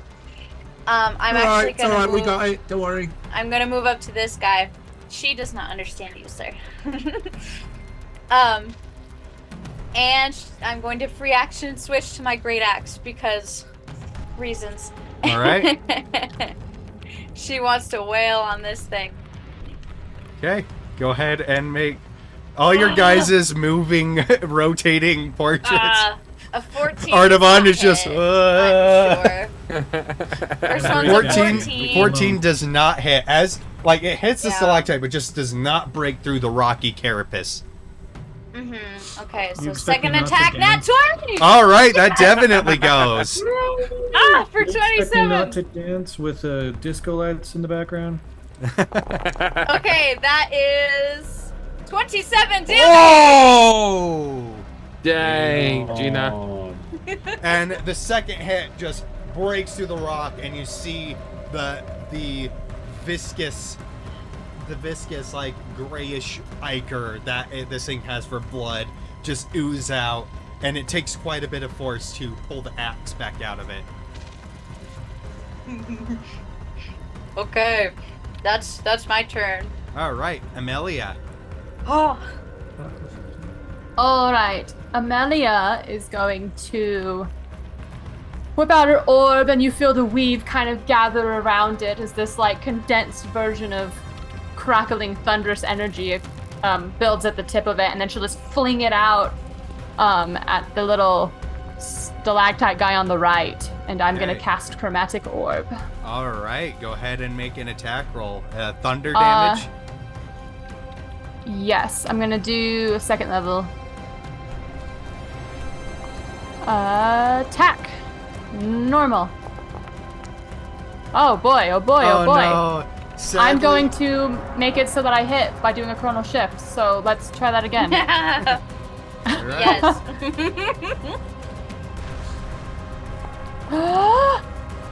A little better. A 17. sadly does not hit. Even, Yeah. Serious? even moving, shifting, trying to influence the timeline to get to a reality where it hits. The one of the tendrils just kind of goes and knocks it just oh so slightly off course as it is just trying to get some, as the tendrils are just kind of flailing around. Boo. Well, that's all I can do, so. All right. Now it is its turn. And it is going to go like this and go move to here. It can move. Okay. It's going to make a tendril attack on Ardavan.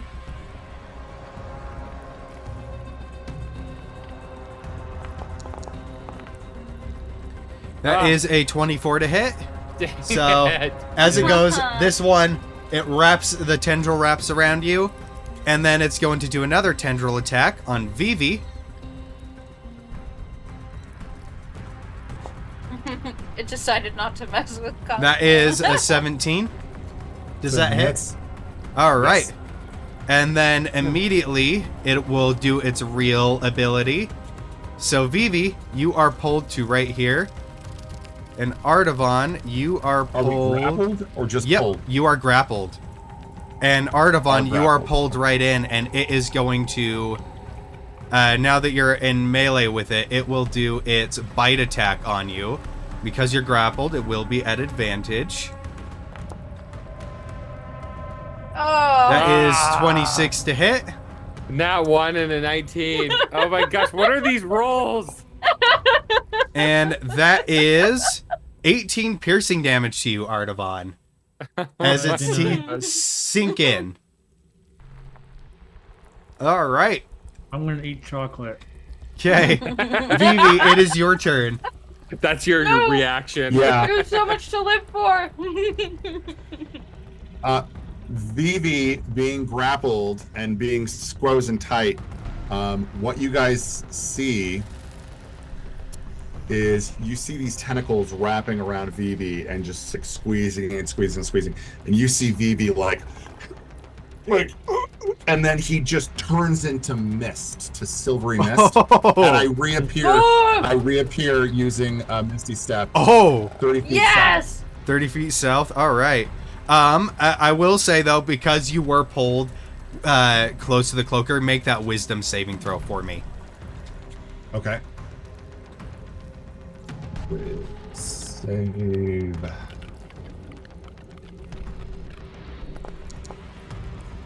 Yep, you're fine. You are fine. You are not frightened, and you're immune to its frighten for 24 hours. And then I think Oh, I'd yeah. Cool. say, They Phoebe, just if you can, non-stop? stay close by. I'm gonna try. No, it didn't do any. The tentacle grab pull didn't do any damage to me, did it? Nope, it did not. Okay. All right. Now that he has his hands free again, and I pull out Pepper Box, and Right. I'm gonna continue my assault on the cloaker with the Pepper Box. All right. Yeah, go ahead and target and roll that attack. Attack. Normal. Oh yeah, that Yeah. definitely hits. Damage. Oh. Ah. All right, and you Awesome. have a 4. little bit of damage, but every little bit counts. And you have 5 more shots. Every little before- bit. You have 5 more shots before you have to reload the pepper box. But I would be like, BB, come close to me. Oh, it's gonna get a 5. Okay, but the bad news is a reload every time. Yeah. Bad news is 1 shot. Pepper box That's is how. 6. Okay, Right. got it. Thank you. Okay, and I do have movement still. Yep. You have all your movement. Then down I shall go. Come stay close. Trying to do the Oh, thing. yeah. There you go. There we go. Right. Is that your Yep, go? and that's the turn. Okay. Artavan, it is your turn.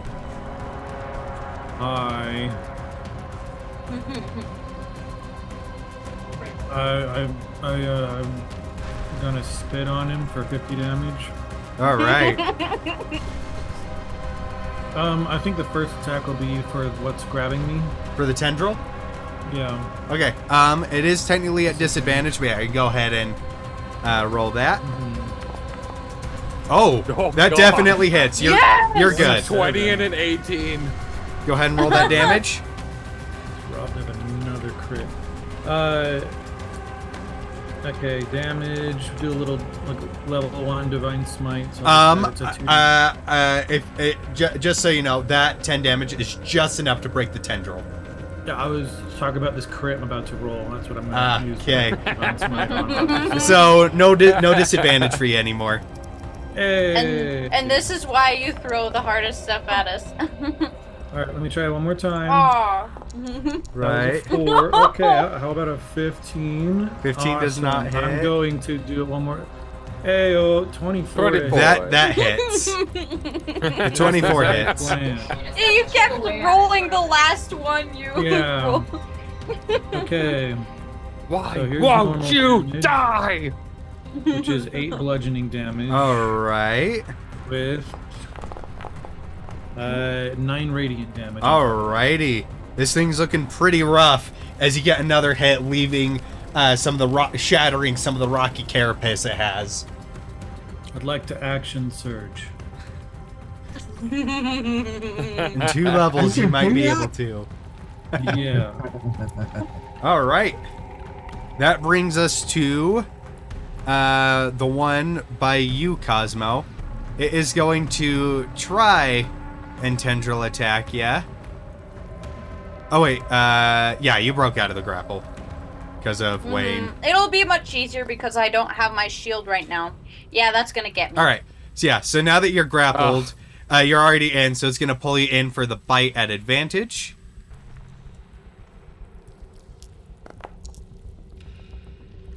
That is 15. Does that hit? That just misses! All right. As you go, Oh my gosh! I so have 16 right now! so it wraps around you and pulls you in, ready to bite at you, but you manage to get your feet like up pressed against the base of the monster and use your axe to just push back and keep yourself from being pulled into its teeth. As you're just fighting it. That's all it can do on its turn. And then the cloaker is going to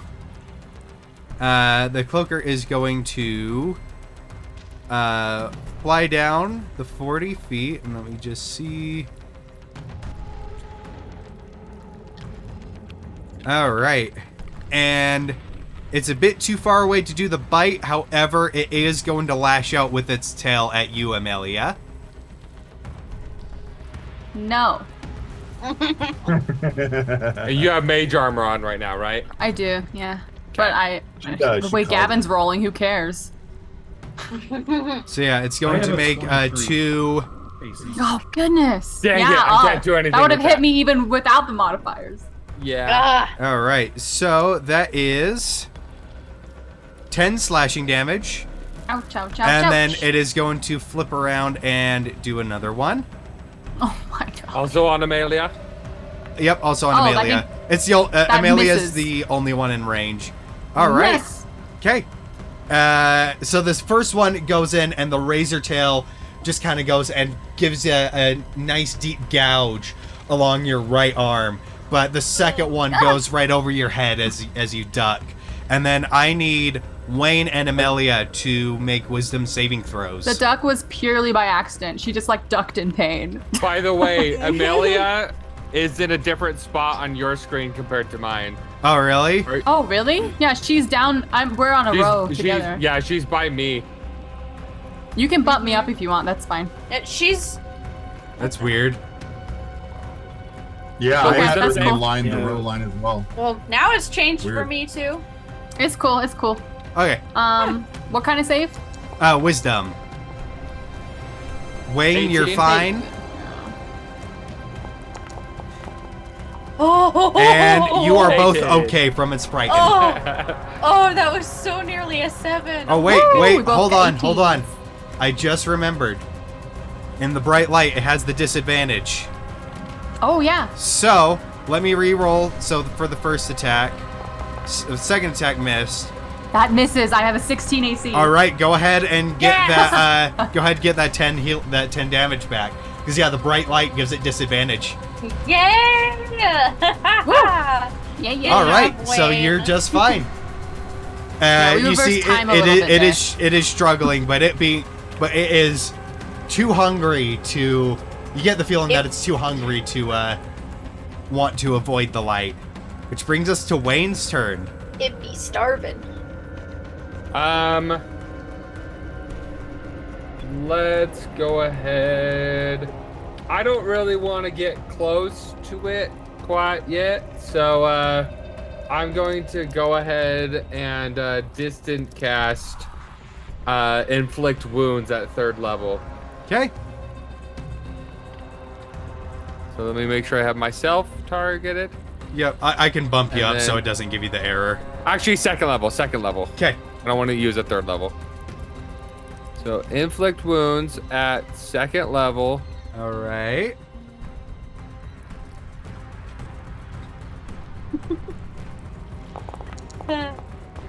That is a Oh, 25 that to hit. definitely hits. Yay! Kill it, Wayne. No. Kill it. Destroy it. Legendary Wayne damage. Ah, it could have max of 40, but I did 14. It is Necrotic damage. still up, but it Too is low. it I is rolled pretty looking low. it is looking pretty low, and you see it is starting to reel back. It looks like it might try to actually dart off with how low it's looking. I'm starting to realize this meal might not be worth its demise. And Yep. then as a... No, I'm going to keep that. I'm not going to use that. I had to buy turn. As you do that, you hear this thing speak in Undercommon. Rancid morsels. Yeah, we understand that, Wayne, I guess. Yeah. Cosmo, This it thing is can talk. it is your turn. It's intelligent. Okay, I'm gonna Needs to hit know. it. And I'm still grappled, so I have disadvantage. Yeah, are you gonna hit the tendril or just it?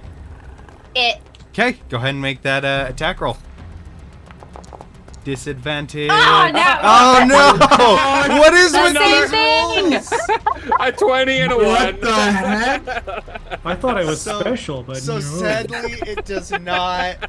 Sadly, it the does hell? not find purchase. What is happening? You're still, as you go for the swing, the tendril pulls you in too close to get the leverage you need, so you just harmlessly hit it with the haft of the axe. Take 2.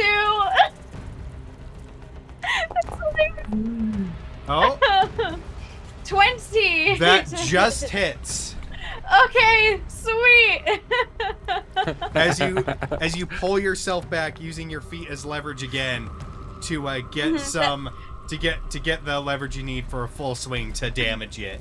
As once 8 again damage. you slice through the rock, the blade getting stopped, but enough to draw a decent amount of its Icarus blood as you pull the axe back out.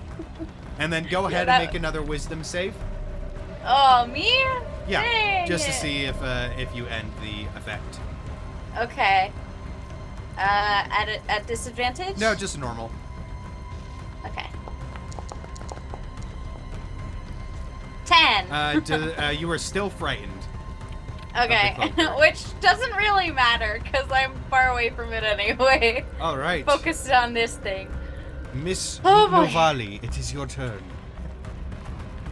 All right. What did it say exactly when it spoke It Undercommon called again? you rancid morsels. Rancid morsels. Oh my gosh, what is our luck? Melanie is not very clever, so I don't know if she'd have a comeback to that other than. It sounds Yeah. like a good band name. No, you! We can call ourselves the Rancid Morsels for our band name. That's great. It could be like an acid punk band. I think it'd be funnier if she's like, I couldn't really understand your accent, but it won't matter anyway. And I'm gonna cast Magic Missile at 3rd level and have 3 of them hit that one and the other 2 hit the one by Artaban. Okay. Is it hitting the tendrils or the actual thing? Oh no, he's not grappled. Never mind. He's not grappled. So I'll do the 3 on the things. I'll roll 3d4 and then it'll be Alright. +3. 3d4 plus 3. Yeah, you can just do +3 in the Oh, I can write that? Yeah, in the other bonus, Okay. whatever it is. So this is the damage on it. All right, It's so that 10. is 10 damage. And As then it 2d4. crashes in, it's looking really bad. Oh shoot, I should have had them all go to him. That's okay. But 2d4 plus 2, this is for... Oh, what just happened? Whoa. Look that at was awesome. me! You did a chat thing rather than Oh, I did a Oh, chat. yeah. Oh. You just yelled out, 2d4 plus 2. Look at me, look at me! whip. And then this one will go to the one for Artavan. 7, nice. Darn, I thought I would kill him. That's okay. Look at me. Look at Look me. at Artavan! All right. And then I'm going to back up in line with them now. And then I'm Okay. going to use the telekinetic shove to try and push that cloaker just 5 feet away. Would that be an opportunity attack with his tail? Yes, it would. Oh, oops. Can I push him first and then back up? Yeah, I'll allow it. Okay, Which he got failed. an 8. So All right, so yeah. So, no, you don't take it. thank you. All right. Yeah, you So push nice. it back. All right. After that go, it is the Roper by Artavan, and it is going to attempt to do that. It gets one of its tendrils back, so it has, I believe, 3 right now. So it's Don't you going to try grapple him. Finally. Does not. The first one does not go. What's your AC, Sean? Right now, it's a Artifact. 23. Second one. Wow. does The fact that he's not. been hitting everything's been just. I know, it keeps on rolling 24s. All right, so it misses with all its remaining tendrils, and It's so it's just licking me. and so it's just going to attempt the bite at normal, and that is a 22 to hit. Just misses. Just misses. With Oh yeah, haste, because Thank you, haste. haste. All right, so as it goes in for the bite, you just shift out of its shift out of its. Oh yeah, go ahead and make those cut. Oh wait, that's right, it didn't hit you, so you don't need to make concentration. Ah, All right. Okay, that is all it can do. Vivi, it is your turn. Yeah, I'm gonna shoot the Roper again Or the cloaker. with the pepper box. I want it dead. All right. Attack. Normal. Oh, wait, I need to do the target thing. It's okay. I didn't. I didn't That do does it. hit though. So you can go ahead and roll Well, the damage. Okay, great. Oh. 7 7 damage. No, 7. Sorry. Yeah. So as it pierces, it is barely hanging on. It is definitely looking like it's gonna try and get out of there. It is Cool. bleeding I still have a bonus profusely. action. Okay. I have a bonus action, and I'm going to move. Let's do the move thing. I have to be within 20 feet. Is this spot or is this spot? 20 feet? You You're are already at at. 20 feet. Oh, at 20 feet? Yeah. Yeah. So for my bonus action, I reach into my belt, I pull out a little dagger. I huck the dagger. All right. Yeah. So it only does the weapon damage, no ability modifiers. So it's just going to be the D4. Because you don't have the dual wielder feat. But, Right. yeah. So, Attacks a hit, and it's going to be a 13. just misses, I'm sorry. Oh, Dang. Okay. So the dagger just barely whizzes right past. You know what? We'll try this. I'll do a chronal shift and I'll let him What? try again.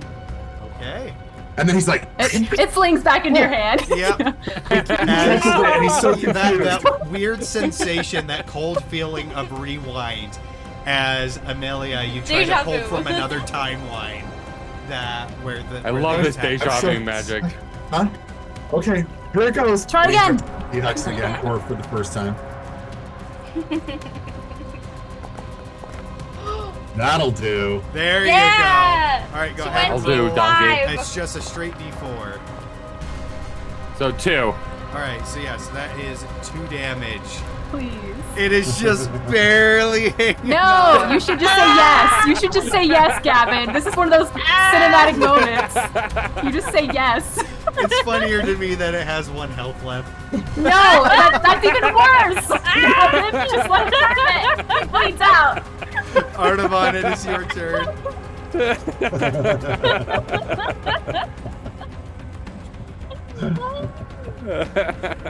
Hey. I'm gonna try and finish this thing off. I missed my critical. 19 to hit. Just misses that first Stop attack. it, Gavin. How does a 18 do? Sadly, no, I'm sorry. Okay, well, I was so close to a 20. Dang it. Awesome. Okay, just like all the other rounds, my last hit. That does hit. I'm so sorry. 8 bludgeoning damage. Did it die? I'm sorry, but no. I love this Well, game. I'm going to do another freaking smite. I'm like, you're still kicking? No. Boom. Describe to 14 me more. how you want to do this. Just like how I said it, and then he blew up into holy flames. All right. Little head waggle. Yeah, as it just it had You can't see 13 me. It had 13 health left before the smite, so you overkilled it by 1. As it just lights up in divine flame, there's just a smoldering stone corpse, just burning and raging. You just see a very Would've quick loved- Artavan. Would have loved one of Yeah. my 4 attacks for this, but I'm going to just simply place myself right here, Okay. and I'm going to glare menacingly. Good move. All right. That brings us to the other roper, who is just going to bite Cosmo. At advantage. That is a dirty 20. Uh-huh. So you take 21 piercing damage, half to 10 because you are raging. Okay. Right, that's all it can do. The cloaker, seeing that, actually, I'm gonna just make a perception check to see if it notices Artavan coming up from behind with the bright light. it gets It jump does scared not, to death. so it is actually going to try and fly away, so you can make an opportunity attack. Jump scared to death. With advantage, 'cause you can't see me, obviously. Target him first. Yes, yeah, because he's pretty much blinded. Double crit, please. Oh, that was so close to a crit. 23. But definitely does hit. Describe to me how you do this. Okay. Here's 8 Artavan damage. taking the kills again. Is it still alive? No. Yeah, I wasn't lying when it said it had 1 health. Yeah, that's right. You said that. Also, Sentinel kicks in, so it has no more movement speed. Yep, it definitely does not. Because it can't move when it's dead. It was starting to fly by, and Artavan just like grabs his tail and pulls it in and smashes its face. All right. So as you just grab it with your shield hand, pull it in, and you just smash it into the ground, causing a mini crater under its head, and it just, its whole body like raises up around the hammer, and then just plops down lifelessly. Alright, you still have the rest of your movement if you wish to take it. I'd love to, but it's not my turn. Oh, that's right. What if you Wayne, allow it it? is your turn.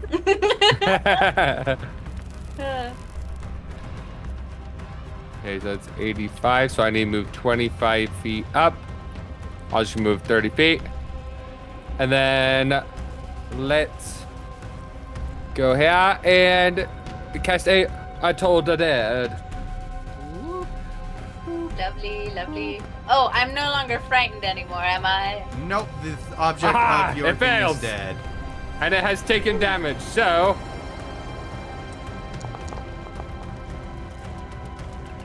$17 necrotic. Oh!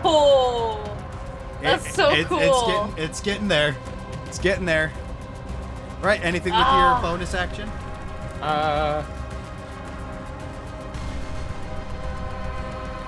Let's do nothing. Okay. Top of the round, Cosmo. Okay, it's me. I'm gonna hit it again. Just staying grappled. Okay. Most barbarian thing. Oh, Double nines. double Two nine. nines. Hit, sadly. 16. Once Try again, again. you're just fighting against the tendrils. It's pulling you in too close to get any real leverage. The second one is 17. Does not hit again, sadly. Dang it. I can't do anything else. Okay. Amelia, it is your turn. Help is on the way, dear. I'm not gonna get to kill this time either. But what's 30 feet? Right next to Wayne. Okay, and then These how three can just far move up as a away? line. 55. Ooh, it's sweet. Okay. There's not a whole lot I can do at this distance, but I think I'll go ahead and cast. Which one is better? Doesn't matter. Let's do Mind Sliver. I'm gonna cast Mind Sliver at him, so it has to make an intelligence save. Let me see if I can pop. I have to like do something fancy to make it pop up. Yeah, it's. I don't know why it does it to you because it's like I can see your cantrips from the thing. I don't know why it glitches out for you. So how do I get to my spellbook again? Double click your icon and then it'll There we pull up your go. character sheet and then you have a spell book. Okay, well, and she- then let me click Mind Sliver. There you go. Perfect. Oh, there it is. I like to think that it's all silent where you guys are. Meanwhile, Seriously? I'm just like trying to hit Oh, all the Nat things. 20. It has a -2. I'm so sorry. You know what? I'm gonna Chrono try and shift. shove it. Try and shove it? Yeah. No, I think it's too far away. Well, it has to be 30 feet. That'll Okay. shove Now me you're with just it. like, she's very frustrated because I'm You so can shove sorry. this Despite guy. this was really scared Suddenly, fight. Don't suddenly be- the dice are just on my side. Don't be. This is fantastic. This is retribution for destroying my acid monsters. All right, BB, it is your turn. Okay. Let's see. Movement. And, 30 feet. Okay. And You then are 50 feet away. 50 60, feet away. 55. That is within range of my crossbow, so that is what I shall shoot. All right. Go ahead and Crossbow. Okay, let's select the guy and do that fun. make the attack roll. attack. Is it an advantage or no? No, just a normal. Normal. Hello. There you go. Hey-o. Right, go ahead and Another roll crit. that damage. Roll it as a crit. Roll it as a crit. Holy Holy moly. 15. It is Nice. looking really, really bad. As it's trying to bite Cosmo, you see it just disappear into its mouth, and it just gurgles in pain. And it's getting all of its blood on me. Right? Fantastic. Is that your whole go for now? Yep, all done. Okay, Artavan, your turn.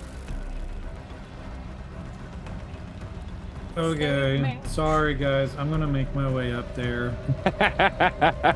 Arnavon's gonna get all the kills again. I love this. I'm not trying to, but he did promise that this would be easier.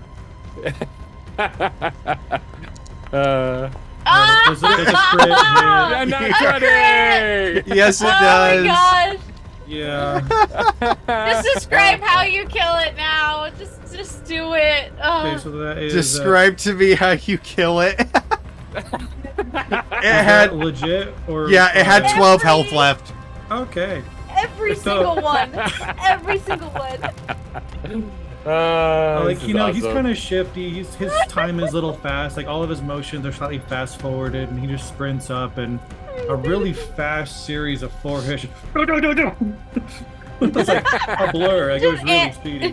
Just anime hit. So- You're like This when thing, you get the becomes hammer concave. weapon on Smash Yeah. Bros. Yeah, it's like just boom, boom, boom, boom, and with that, you just see its stone form crumple with each hit until it is a stony, ichory just lump on the ground. And with that, the cave is now clear, and we will now head on to break as silence descends the cave. So we'll be back in about 15 minutes. So for player reference, we'll be back at 7:40. So- That was good. All right, and we will Especially when see they're you all hasted. That's in just a minute. Oh my gosh. I'm really trying not to.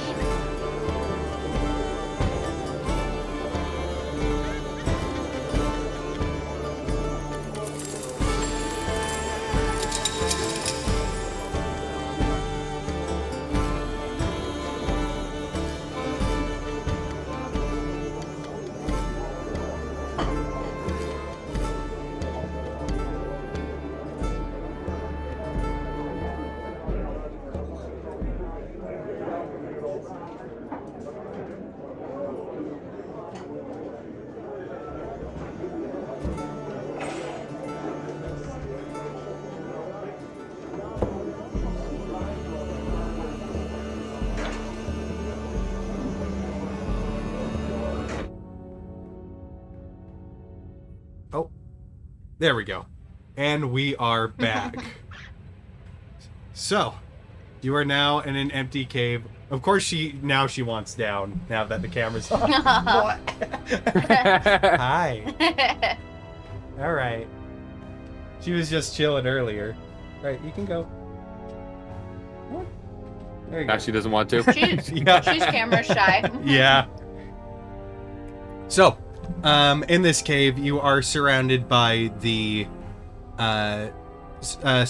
skeletons and now the dead bodies of the 3 monsters that attacked you. With the exit right there, and it seems that this was the exit that Amelia, you and Vivi spotted from the air. It opens out into the now flatter landscape. So help me, Gavin. If there's a chameleon wyvern right outside this, go around just to meet up with him. Just to meet up with it.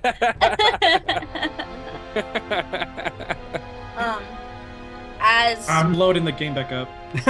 Reload. just Saves as a little small note, as Cosmo's coming out of her rage, she's just gonna look down at the thing and just like rip out its eyeball and just stuff it in her bag. Right. Give me just 1 sec. My pupper wants out of my room. So Vivi's gonna take a minute when we are free to dig a little grave and bury Aw. Hickam. Yeah, she doesn't want to hang out with me. Yeah, Ardamon's gonna help you dig the grave. I bury Hickamahoppy in the gravel and rubble that I can manage to sift through in the entrance or exit to the cave. Yeah, you're able to find a soft enough spot to do so. I'm And gonna write I notes pat, on this I pat thing. her severed torso. Good job, girl. Go to Yeah, this like cloaker thing. Can Amelia like just investigate it to see if she can kind of see? Because it was hidden. That's- She wants to see if she can like figure out what did that, like what this thing is, just by looking at it. Can I give her the assist? yeah, so go ahead and make an investigation with advantage, Amelia. Okay. Your dragonfly friend. Oh, can you mute real quick? Your dragonfly friend really did help us in the early fight. That was very helpful indeed. So No, I we're just not fighting. feel so guilty for doing that. And yeah, he'll just. It's my kind of be fault. respectful. She died, It's my fault. I sent her to her death. Well, I think you charming her saved her from us killing her a long time ago when she was our enemy. She lived a longer and more fruitful ending than what would have been.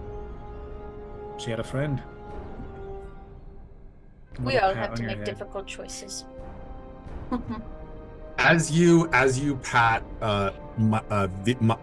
Vivi's head, I sort of like bristle and like rub up into this rough hand, and then also as I do, this is sort of an aside, just like if it's cinematic, but as you touch Vivi, like Vivi starts hearing music, and I turn and you're the source of it, and I'm just. So now Baby just turns and like stares at you, like, Sorry. and I'm basically like reading your magic, and of course we've established that sort of manifests for Baby as music. I'm just like Mhm. in awe, and I'm just standing in awe. Out of curiosity, Ardavan, what do you think this music would give off the vibe of? I think before, when Vivi has been like kind of sensing the energies around him up to it, it's kind of been like a pretty mute, like a war drum beat. Like he's kind of had like a pretty intense, but now there's a lot more like flow to it. There's a lot more like this sort of balance. There's actually like this type of tonality to it. It has audible sensations rather than a very intense or strict, like a thump, like almost like a war drum heartbeat kind of a thing. But now it actually has motion, fluidity, and like flexibility to it. So it's it is very different from what he used to have, and I think for someone like Vivi and who senses it that way, it's very noticeable because it's very different. As he's also, I think he'd be able to understand it, but it's the concept kind of it takes a little bit for him to grasp. Baby's little ears are basically like twitching along with like the rhythm that you were setting, and I'm just like, right, and then Amelia, what did you get on that investigation? A nat 20. For nice. Out of curiosity, for a total of what? 27. Oh yeah. So you kind of do this thing. Wayne's help. This creature, its skin is very leathery. Its skin is very leathery, and it is, when it's holding still, it is nigh indistinguishable from just a leather cloak. However, you kind of go and you realize that there are just tiny little bits of almost like, this is just my interpretation on it, tiny little bits of almost like a crystal-like substance, and each little particle is like no bigger than a grain of sand, but it seems to be interlaced within the leather skin to kind of facilitate some illusory capabilities. So it's a meth addict. Oh, Wayne, can you see this? And she'll point out the little grains. Interesting. And then with that, I'll with the daylight thing kind of moving it around to see if it Yeah, makes Amelia will hold shine it still, I think, and then she'll move it so we can see that it can move, and then when it's still, you can't see it. Yep. So when it's still, just looks like a leather cloak or coat that somebody threw on the ground, but once you move it, it springs itself to life. You heard it speak too, right? Oh yes, it did. It's very screechy. I couldn't even understand what it said, but I heard a word. Oh, it was rude. Oh. It's yeah. We didn't it said we were, morsels, but not tasty ones. So I assume that was supposed Wayne to be looks an offended. insult. Do you think we could take this with us?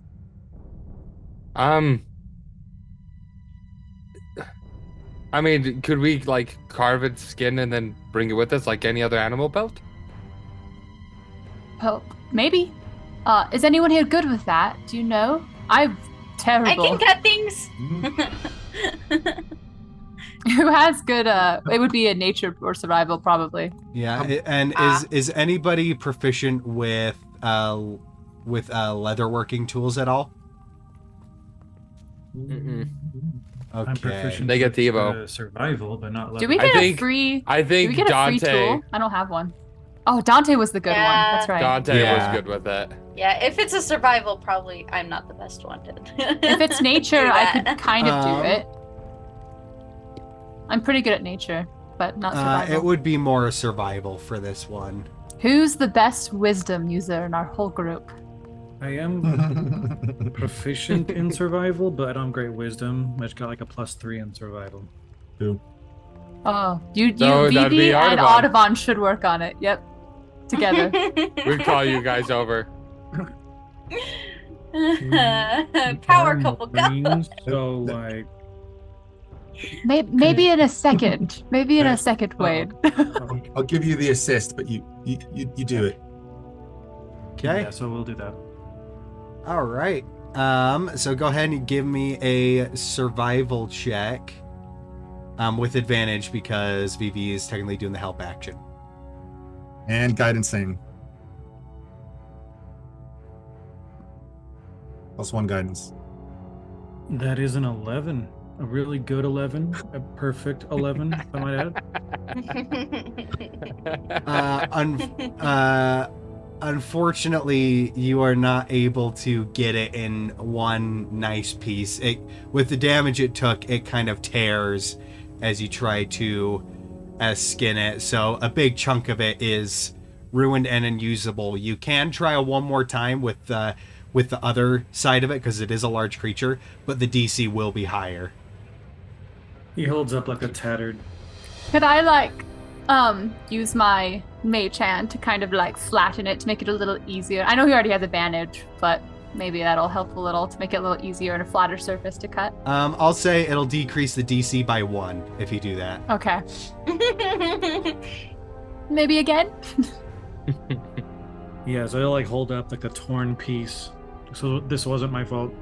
Just saying. And we'll go to the other side. Yeah, it is a large creature, so there is enough With guidance again. There is enough left for concentration. So.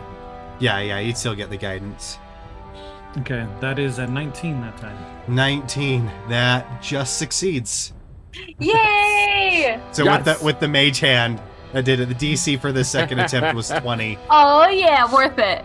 So as you go, it's close, but you slowly and carefully carve one big sheet of this leathery hide, and are able to get it clean and get it whole to where it is still intact and usable for crafting. Can I see it real quick? No. Here you go. Can you get the little bits of meat off, Amelia? I'll prestidigitate it. Yeah. Yeah. I'll So, prestidigitate completely. Yeah, just make it as clean as possible. All right, I just want to see something, and I'm gonna put it around me. Disappears. Does it look like I'm wearing a leather cloak? Yeah. Is this the invisibility cloak? The He's gone. the leather sheet looks like a leather cloak. Yeah. Huh. Wait, lay on the ground. still Lay on the magical. ground and put it over your head. I'm gonna do that. Lay down and then put it over. My feet are still sticking out though. It looks like somebody's hiding under a leather cloak. Doesn't Ooh. give you any special things as is. It's still magical. I wonder if we could take it to an enchanter and they could enhance its ability or something. Well, I don't know. We do know that there is a type of crafting town or city within these very tunnels, and they'd very likely have people who could, craft that into something quite spectacular. The creature itself was kind of, very impressive in its abilities. Maybe the cloak can share some of its properties. I think that would be the best place. Yeah, I will say, Wayne, as you're holding it, you do feel latent magic within. But it is, and it's just basic leather sheet form. It is too unruly to attune to. Okay. But you do get the sense that it is attunable, Okay. just not in its current shape. All right. Dude, and I would look to Amelia. Did you want to do any other tests with it before I put it away? I think right now, no. I'll take the scrap though from Artavan. I could wrap my books in it or something. That sounds like an exciting little journal to have. And then I'll just put it in I'll put the big one in the bag of holding. All right. Okay, and then left in this thing, Cosmo, you said you pulled out the eyes of one of the ropers. Mm-hmm. Okay, and then there's still the half-eaten goat. So the upper half of the goat, and then just the old That's right. skeletons. I definitely want to grab those horns, based on what we learned last session. Mm-hmm. They are really Like good for onyx blacksmithing. horns or something. Yeah, they're like iron horns. They're Yeah. They resemble obsidian, but they feel like iron. That's Yeah. So they're great pieces for either Yeah. hammers, helmets, or Cosmo can use her axe to cut those out. All right. And I can give guidance. I would say go ahead and just make an attack roll just to see how cleanly you do it. And since it's an immovable, since it's just a thing on the ground, you definitely have advantage. Okay. No guidance though, because I don't give guidance on attack rolls. Yeah, that's fine. Okay. but I can give bardic inspiration for that. That's an So- 11. Plus a Um, D8. Plus a That was with D8. advantage? Oh, plus a D8? Wait, did okay. you roll with advantage? No. Yeah, it's with Yeah, advantage. it's with advantage. Oh, okay. Okay. I'll roll again then.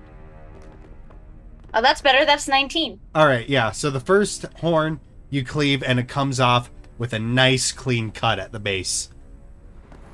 All right. I'll do the second one now. That's a 10. With the And- bardic. You have a bardic inspiration, which is a D8. Okay.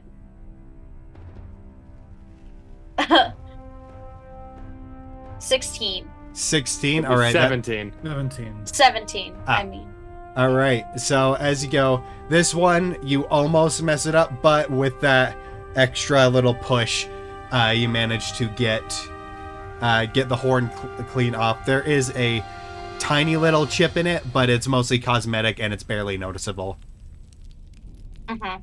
Very Okay. nice. She's gonna offer the non-chipped one to Artavan. Like, you want this? Yeah, absolutely. I would love to craft something out of these.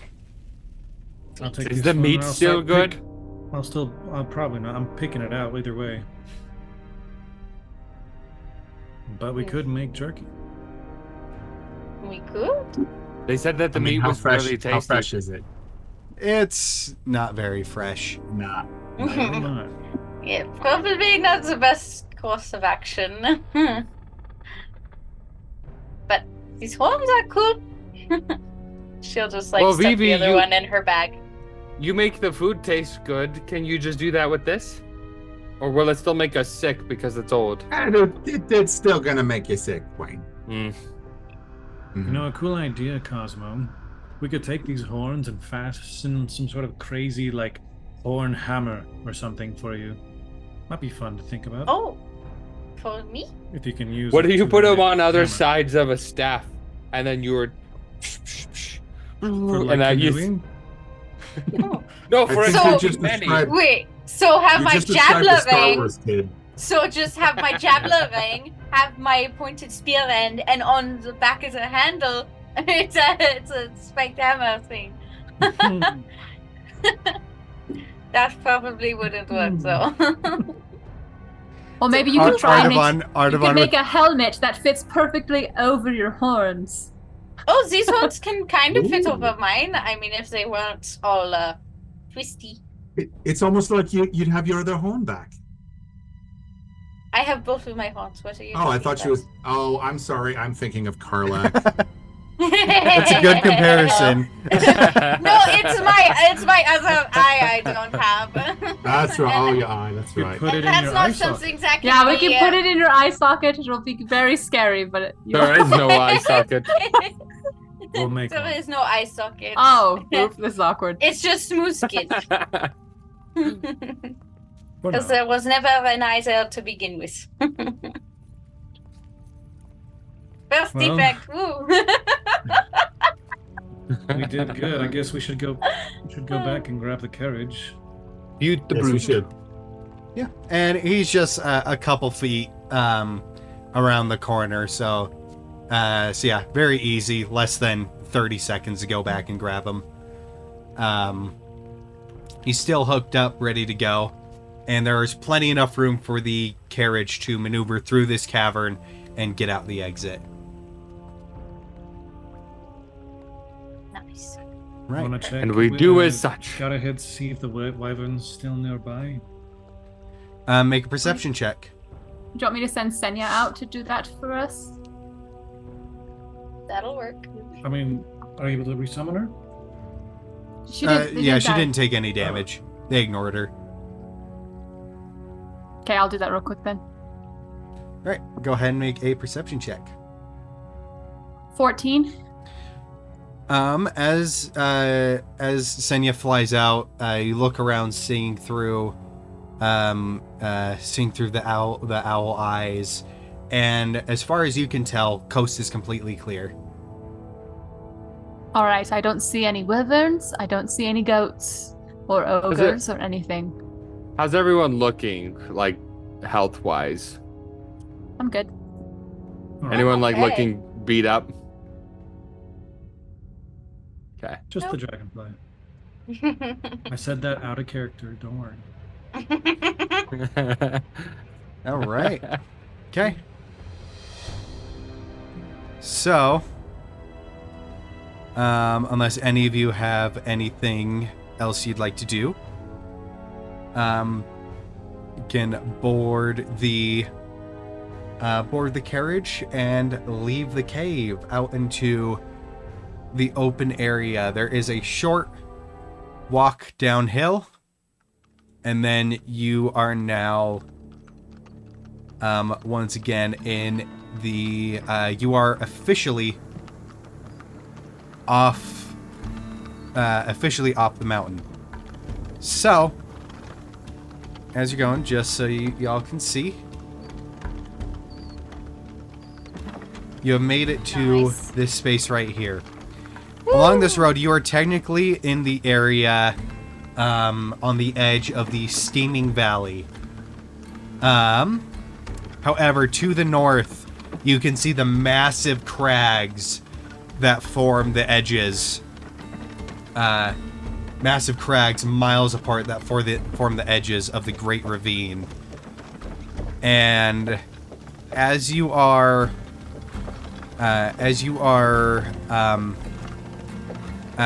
moving forward, you once again find the road, and you come to yet another crossroads. There is a sign that one way of the road points directly north, and on the sign it just simply says Dulsk, D-U-L-S-K, and then the road straightforward, still going west northwest, is not signed. However, Artavan, you do recognize it as the way to Drifted. Would my map have Dulsk written on the map? Yes, it would. Okay. This is Dulsk. Yeah, it's right there. Okay. Dulsk, where we, my brother and I go to the blacksmith and stuff. Is that like where because we go to the nearest town for blacksmithing stuff? Yes, it is. Okay.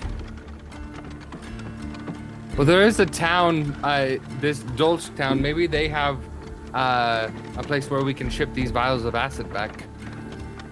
Oh, Oh, yeah. likely. Maybe so. And probably a place to just rest for a bit.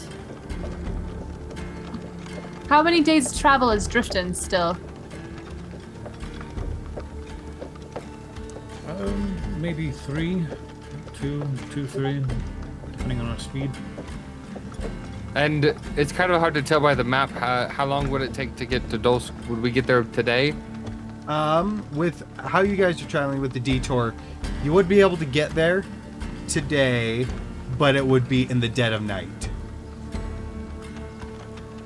And I think, Artavan would probably be kind of aware of that. He's been here a lot. Yeah. I definitely think we should go there. I have a contact, a friend there. And it's a nice place.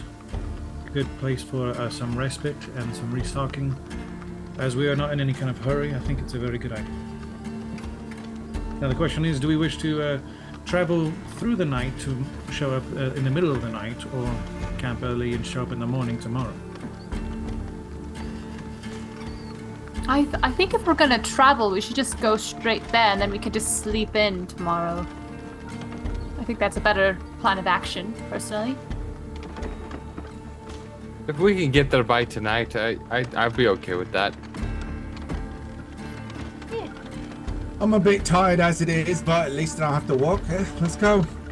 All right. I need everybody to make Constitution saving throws. Okay. Oh, I'm gonna use a. Ooh. All right, Vivi, Okay. you do take a level of exhaustion. Yeah. I rolled a 21. You do not take a level of exhaustion. Oof. 11. You barely do I- not take a level of exhaustion. I got a Yes! 16. You What's don't the take one? limit to what's the limit to taking a point of exhaustion? The first one is you have disadvantage on attack rolls and No, ability checks. what's the save? 10. Okay, so if even if I got max on that, it wouldn't do anything. Okay, yeah, I failed. Okay. So Wayne and Vivi take a level of exhaustion.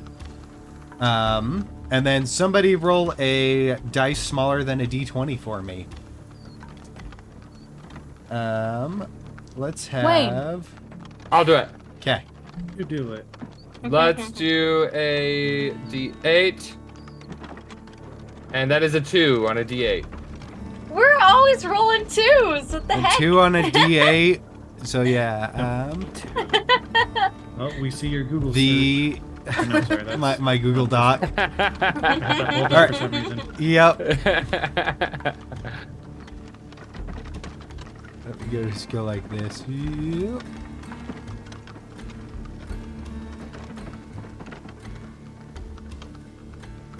Okay. On a 2, the day and into the night passes peacefully. Clear weather, no issues whatsoever. You do see a couple more, a couple more of the Ebonhorn goats, like off to the side, but they're kind of in the distance on the horizons, too far away to bother you. So it's a nice, peaceful ride. Nice. Woohoo! The twos. So, come around midnight-ish. You find your way. You see this small town come into view. Much, much smaller than Thurnwald by a long shot. Probably maybe 30 to 40 buildings in total. Kind of just haphazardly placed. There's no real structure to it. And rather than any stone walls that surround this town, it's more simple stone barricades that are placed around, maybe 4 feet high, with steel spikes pointed outwards, just to ward off any would-be aggressing creatures in there. But as you approach, there are a couple night watch of Alabaster Guard, spears at their side, and as you approach with the cart, unlike in most cities that stop you and check you, they just kind of give you a nod as you go in. And as you do that, Cosmo, one of them just goes, awkwardly waves to you. And you make it into this town with no issues. Once again, most of the architecture here is made of stone, just given the scarcity of wood that is here in Alabas. But the structures here are far from the well-architectured slate structures that you find down at Ashwindell. These are more like sturdy, robust stone huts. Like, they don't look dirty or just kind of thrown together, but the stone is not, polished. It is rough-hewn stone, and the doors, window shutters, and accents and fences that surround these properties are made of simple but very well made, sturdy metal. What was the name of the place again? Dulsk, D-U-L-S-K.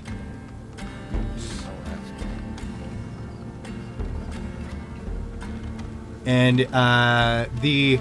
there's not really paved roads here. It's more just empty space between the buildings that's wide enough to navigate through. Kind of worn through, but Yeah. Got it. Artavan, you do know of the you do know of the inn here. The inn is just a simple inn, so you know the way and are able to navigate the carriage there. I'll take us to where my brother and I would stay for the night. Yep. And then tomorrow I'll show you the blacksmith. And Okay. as you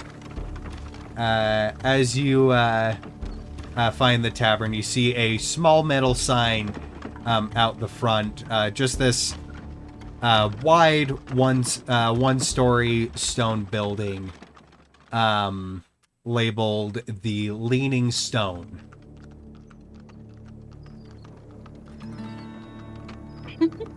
And there is a space for you to just a self-service little mini stable for you to park your cart. It is up to you to lock it up, station Butte there and everything, which you have the means to do so. Yeah, I think I'd do that as long as one of you guys are helping me.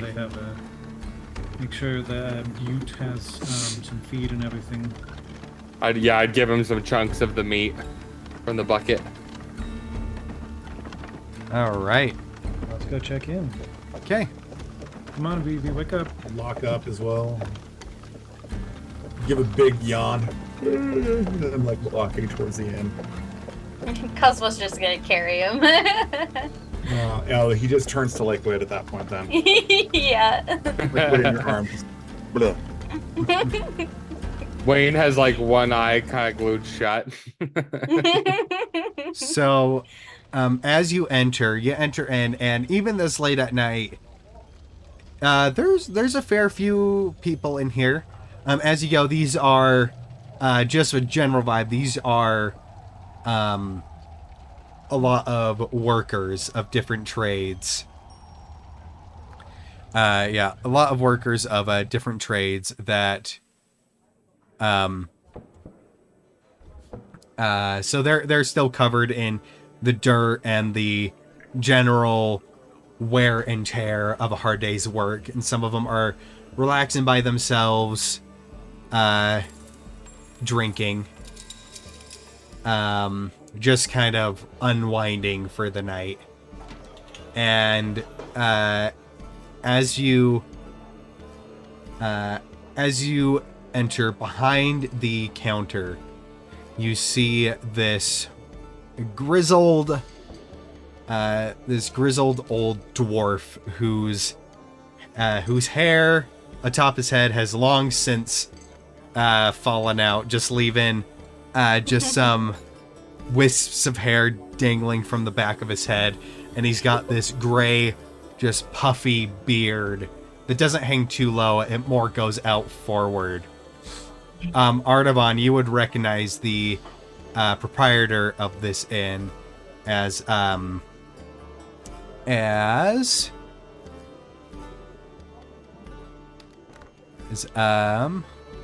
Tenlo.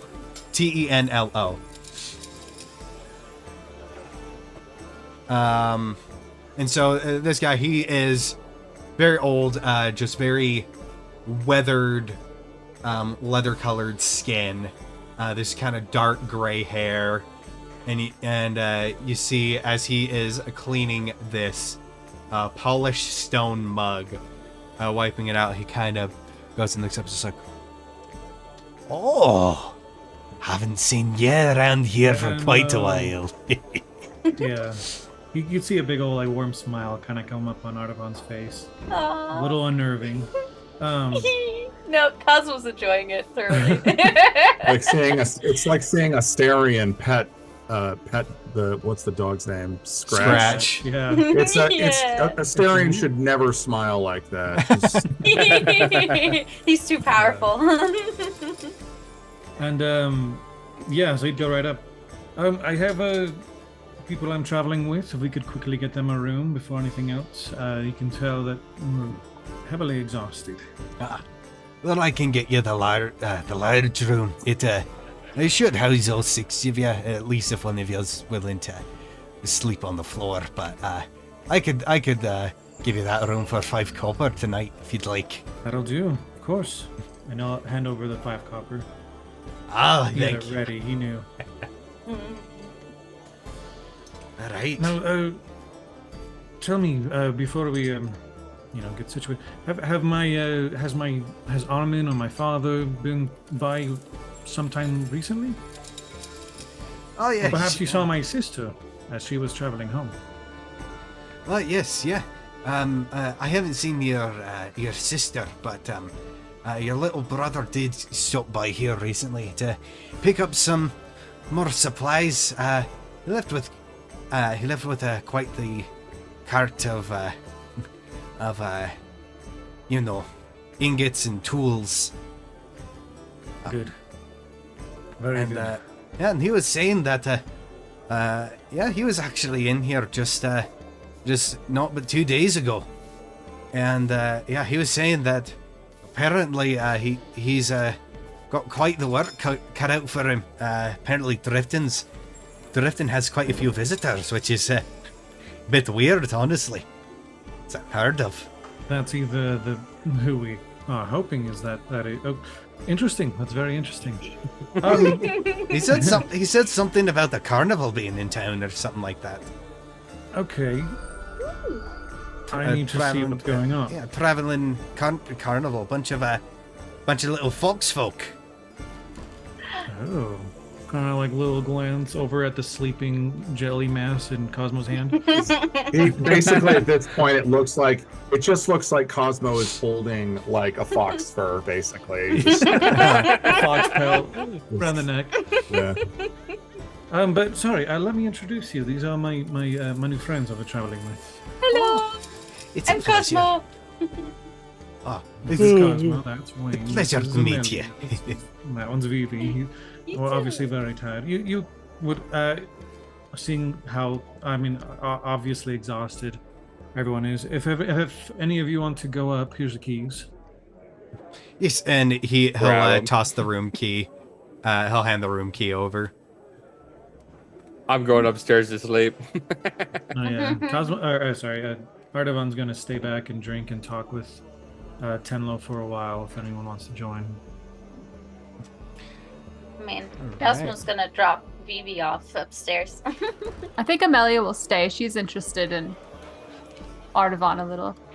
What like I say? I can dream, okay? I can dream. You are the artist. Artavan, did you want privacy, or do you mind if I sit down and just rest up here a bit before I sleep? No, of course you can stay. Anyone is welcome to join. This is lighthearted. This is more levity. We're going to my home anyway, so you'll just get a little bit of insight on what's to come. And I can show you. I can tell you about some of the adventures and tales that I've shared here with Tenlo and some other people in the town. Yes, that sounds great. That sounds a good little story right before bed. As much as I would love that, I have a child. Well, so we can get some drinks ordered. Do you want to come back basically, down? I can order you a drink, or we can go to bed. If you want, you can come back down. I guess that's true. Let's order a Water. few drinks. Just some water. Some really strong water. No. I don't think you'll hear the end of it. Oh, vodka. Looks like water. No, thank you. Just some well water. That's what's just fine. I'll Yeah, flavor it up to be like a lemon water or something for you. It'll perk you up a bit. Oh, what's lemon? Oh, you wait. Oh, okay. I'll Um, just drop him off and be right back down. So as Tenlo is passing you guys drinks and everything, he kind of looks at Artavan. So, I guess you're here to see Gendrum, ain't ya? I'll be passing by, but the actual nature of our visit is not with Gendrum.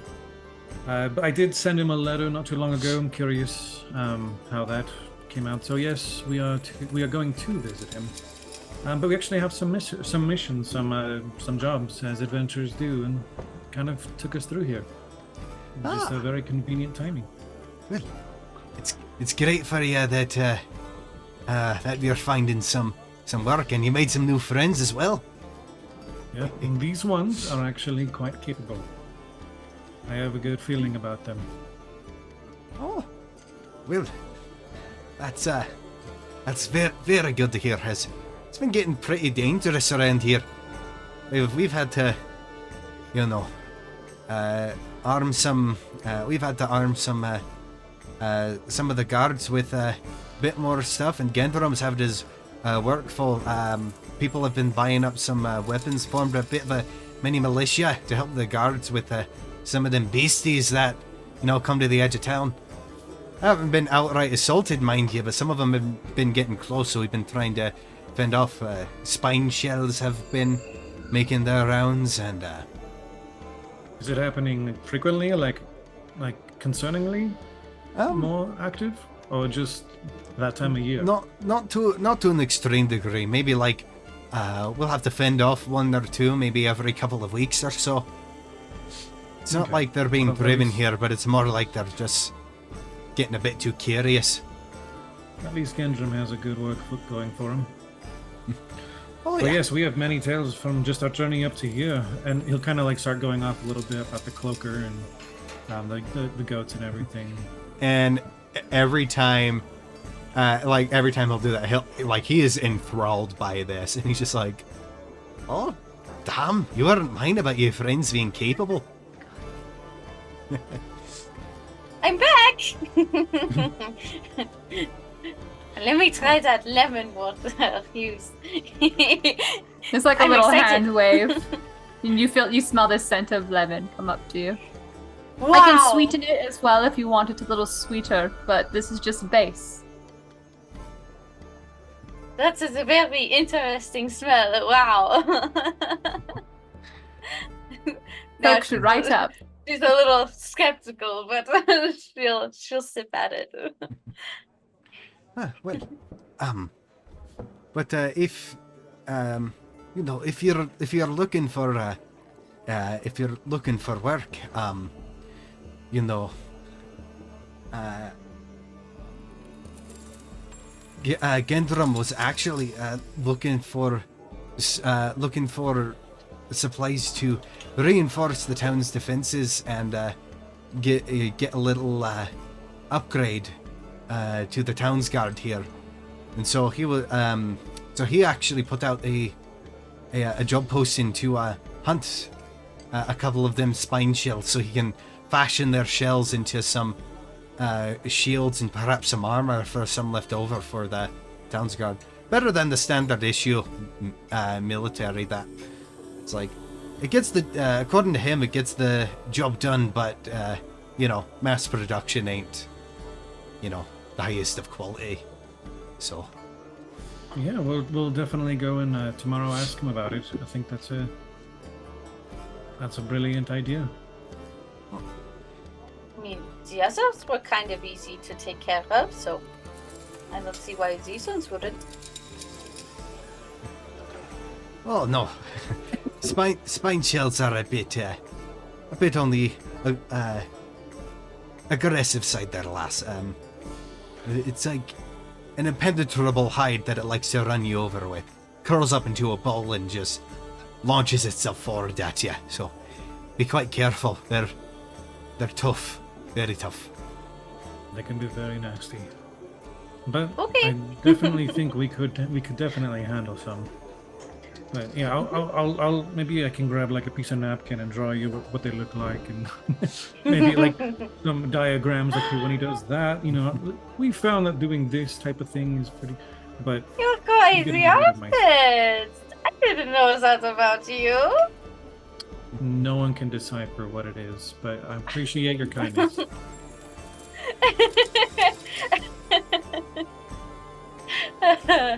She gets the gist. But yeah, I think it'd be like. Okay, I like it. Picasso. So, I don't know who that is, but thank you.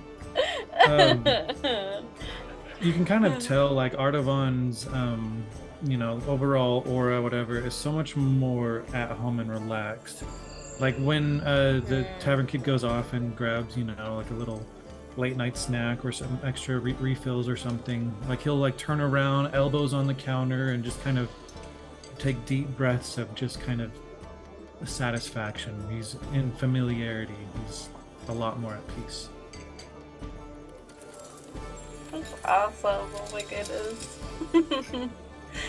Cousin's just gonna be sitting there. She knows she's all happy for him. Just like, kind of deep down wishing she had a place like this to make her feel so relaxed. I think Amelia's just probably watching the like Artavan and the vibe of everything in this place. She's just kind of taking it in because she is tired, but she wanted to stay up a little bit just to like figure out how this town was. But yeah, she's taking it in. She's like smiling, but she's also probably studying and taking notes and journaling at the same time. I think, yeah, like if we're gonna kind of have any sort of dialogue that's gonna be, you know, significant or remembered, he would tell you a little bit about Gendrum Stormcrag. And yeah, he'd be like, the blacksmith here, his name's Gendrum Stormcrag. My brother and I, Armin, have been coming to this town most of our lives to acquire supplies from him, doing small tasks for him. He actually taught us about a lot of our technique, and so in a sense he's sort of my mentor of blacksmithing. We found that we did it from, you know, just trial and error, but he's the closest thing you could say is my instructor, my sensei. That's great. Wow. How did you just happen upon it? You just came into town one day, and how did that happen? Well, my father and some of his colleagues, they were the first to sort of found Driftin.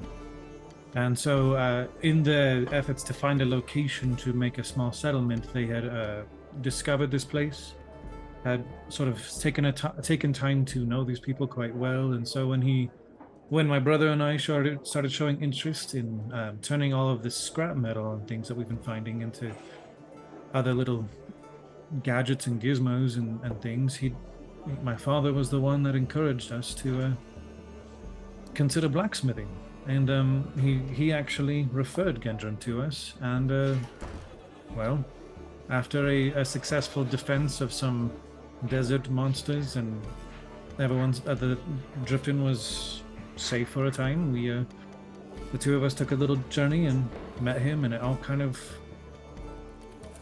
went on from there. I don't know what snowballs are, but I would have said something along the snowball effect. It would have been like, you know, a dung beetle effect. Oh yeah. The poop just started rolling. Oh, that's better. But he's a good man. So I'm excited for you to meet him. So, was your profession going to be a blacksmith originally before you went off and started being an adventurer? In a sense, yes. We had never really, you know, thought too far in the future of what I want to be, but we had become blacksmiths. And due to, you know, the events with Belton, my brother lost his arm, the one that his dominant arm for blacksmithing, and my father sort of had to step in as his right hand, so that he could continue his craft. And, you know, it was a huge blow. So that's one big reason why I'm so eager to go and learn that, and kind of like, because Cosmo, you were super interested in it, learning how to do the whole silver arm technique. Because if I can give my brother his arm back, then he can smile again. And it's gonna be fantastic. But I think blacksmith is in a more perfect world. That's what I wish to have settled as. I didn't want to necessarily become an adventurer, a paladin, a fighter, whatever it is I am. I preferred the simple life of blacksmithing and protection, like being a guard or whatever you want to call it. It's not really a guard, but it was an enjoyable life, and that's all I was looking forward to. So perhaps after all is said and done, I can return to it, but I don't really know at this point. Well, at least now you have improved a lot in your craft, and I could even help you design the arm if you'd like. That would be amazing. I would definitely love to continue the craft, and I think it is going to be... I feel there's a calling to it. Viva keeps mentioning that I have a certain change in my rhythm or something about my Your aura. internal music, yes. Yeah, you've been traveling with him. I think whatever he's sensing, I think blacksmithing is a part of it. I feel like Right. it's part of my calling. I think you are going to help a lot of people. Whether it's with your fighting capabilities or your ability to craft. I think you're going to really change some lives, including your brothers with the arm and stuff. And that's I hope so. that's powerful. That's a good thing to have. Well, I'd love to have you all along for the journey and to help you discover all of your callings as well. 'Cause there's something out for everyone. Right. Ooh, thank you. Refill. And with that, Tenlo's like, part of the conversation on the house tonight. Thank you. And with that, it is a nice, calming evening until you finally retire to bed. Artavan, you feel just this sense of nostalgia, comfort, and peace as this somewhat second home to you just kind of wraps you in its warmth. And as we and eventually as you go, you retire to your room, all of you sharing this room. Vivi and Wayne already out cold. And as you get ready for bed, Amelia, there is a Yes. a small cluster of light begins to form near you. This is something you recognize, and then it takes shape. It takes shape into this small, beautiful white cat Oh. that you recognize as your biological father's familiar. Oh And- boy. Ah, Okay. In its mouth, you see clutched or actually no, not its mouth. It has a little Like harness. a bow. It has a little harness Oh. with a little pouch on its back. Do you know its name? Aw. I did not come up with a name, so you can go ahead and name it if you'd like. Let me come up with it in a little bit. Okay. Reginald. Precious child. It's gonna be like a very elvish. It's probably honestly because Amelia's the way she named Senya. It's like they're perceptive, and Senya is the word perception in Elvish. So it's probably just the word for like cat or whatever color it is. Like we're very basic. Or if it's snow. white, it's probably white, Yeah. right? Yeah. Yeah, So it could be like the word for snow. Elvish word for snow. Olose. Olose. Alose. All right. Olose. So Alose is there presenting this package, and it just softly meows at you. Hello, Olose. You have something for me? And it puts its front half down, both to stretch and to present the small little capsule to you, satchel to you, for you to. I'll pet Olose from like head to like tail, tip of tail, right? As I get this thing out. Precious. All right. So as you pull it out, A little worried. There is a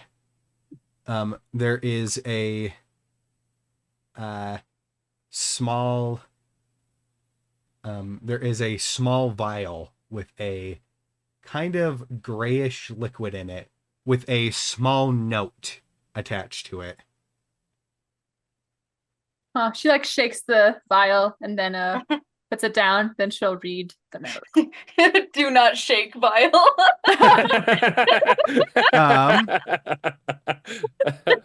Ruins it immediately. Like, ooh, oops.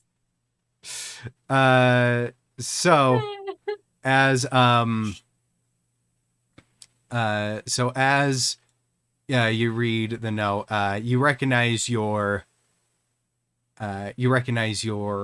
father's Papa. handwriting. Yeah. Your papa's Is it my handwriting. father or it's my papa, right? It's the biological my one, biological. yeah. my The papa. wizard, yeah, papa. Okay. And it basically says this should suppress some of the symptoms that you are experiencing. Your mother took this and she said it quieted the voice. And it just says we never figured out exactly what it was, but I couldn't sense any magic, so we assumed it might be medical in nature. Oh, uh-oh. And then there's a little footnote that says that just says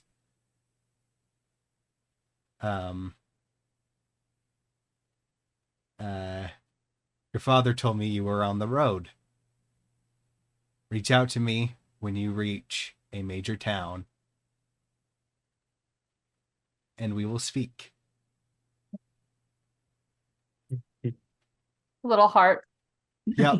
Yeah, there's a little heart, and it's like, no, your father. It's like you don't know if this is going to be a strict talk or a over worried talk, but the little heart he puts, and it does say he doesn't sign his name normally like he does. He actually looks heart papa on there, which gives you just a little bit of relief that he might not be. He's not too mad at me. After saying you're pretty much clinically insane. Yeah, I'm crazy, guys. Now it's not magically insane, it's clinically insane. Oh, And It's just an antidepressant. and the oh no. and For your schizophrenia. and the last and then you do notice there is one little footnote on the back. Oh, my father. Okay. Yeah, one little footnote on the back from your father that just says, "Can't wait to meet your friends." Oh, that's so I love my sweet. family. And That was so check. sweet.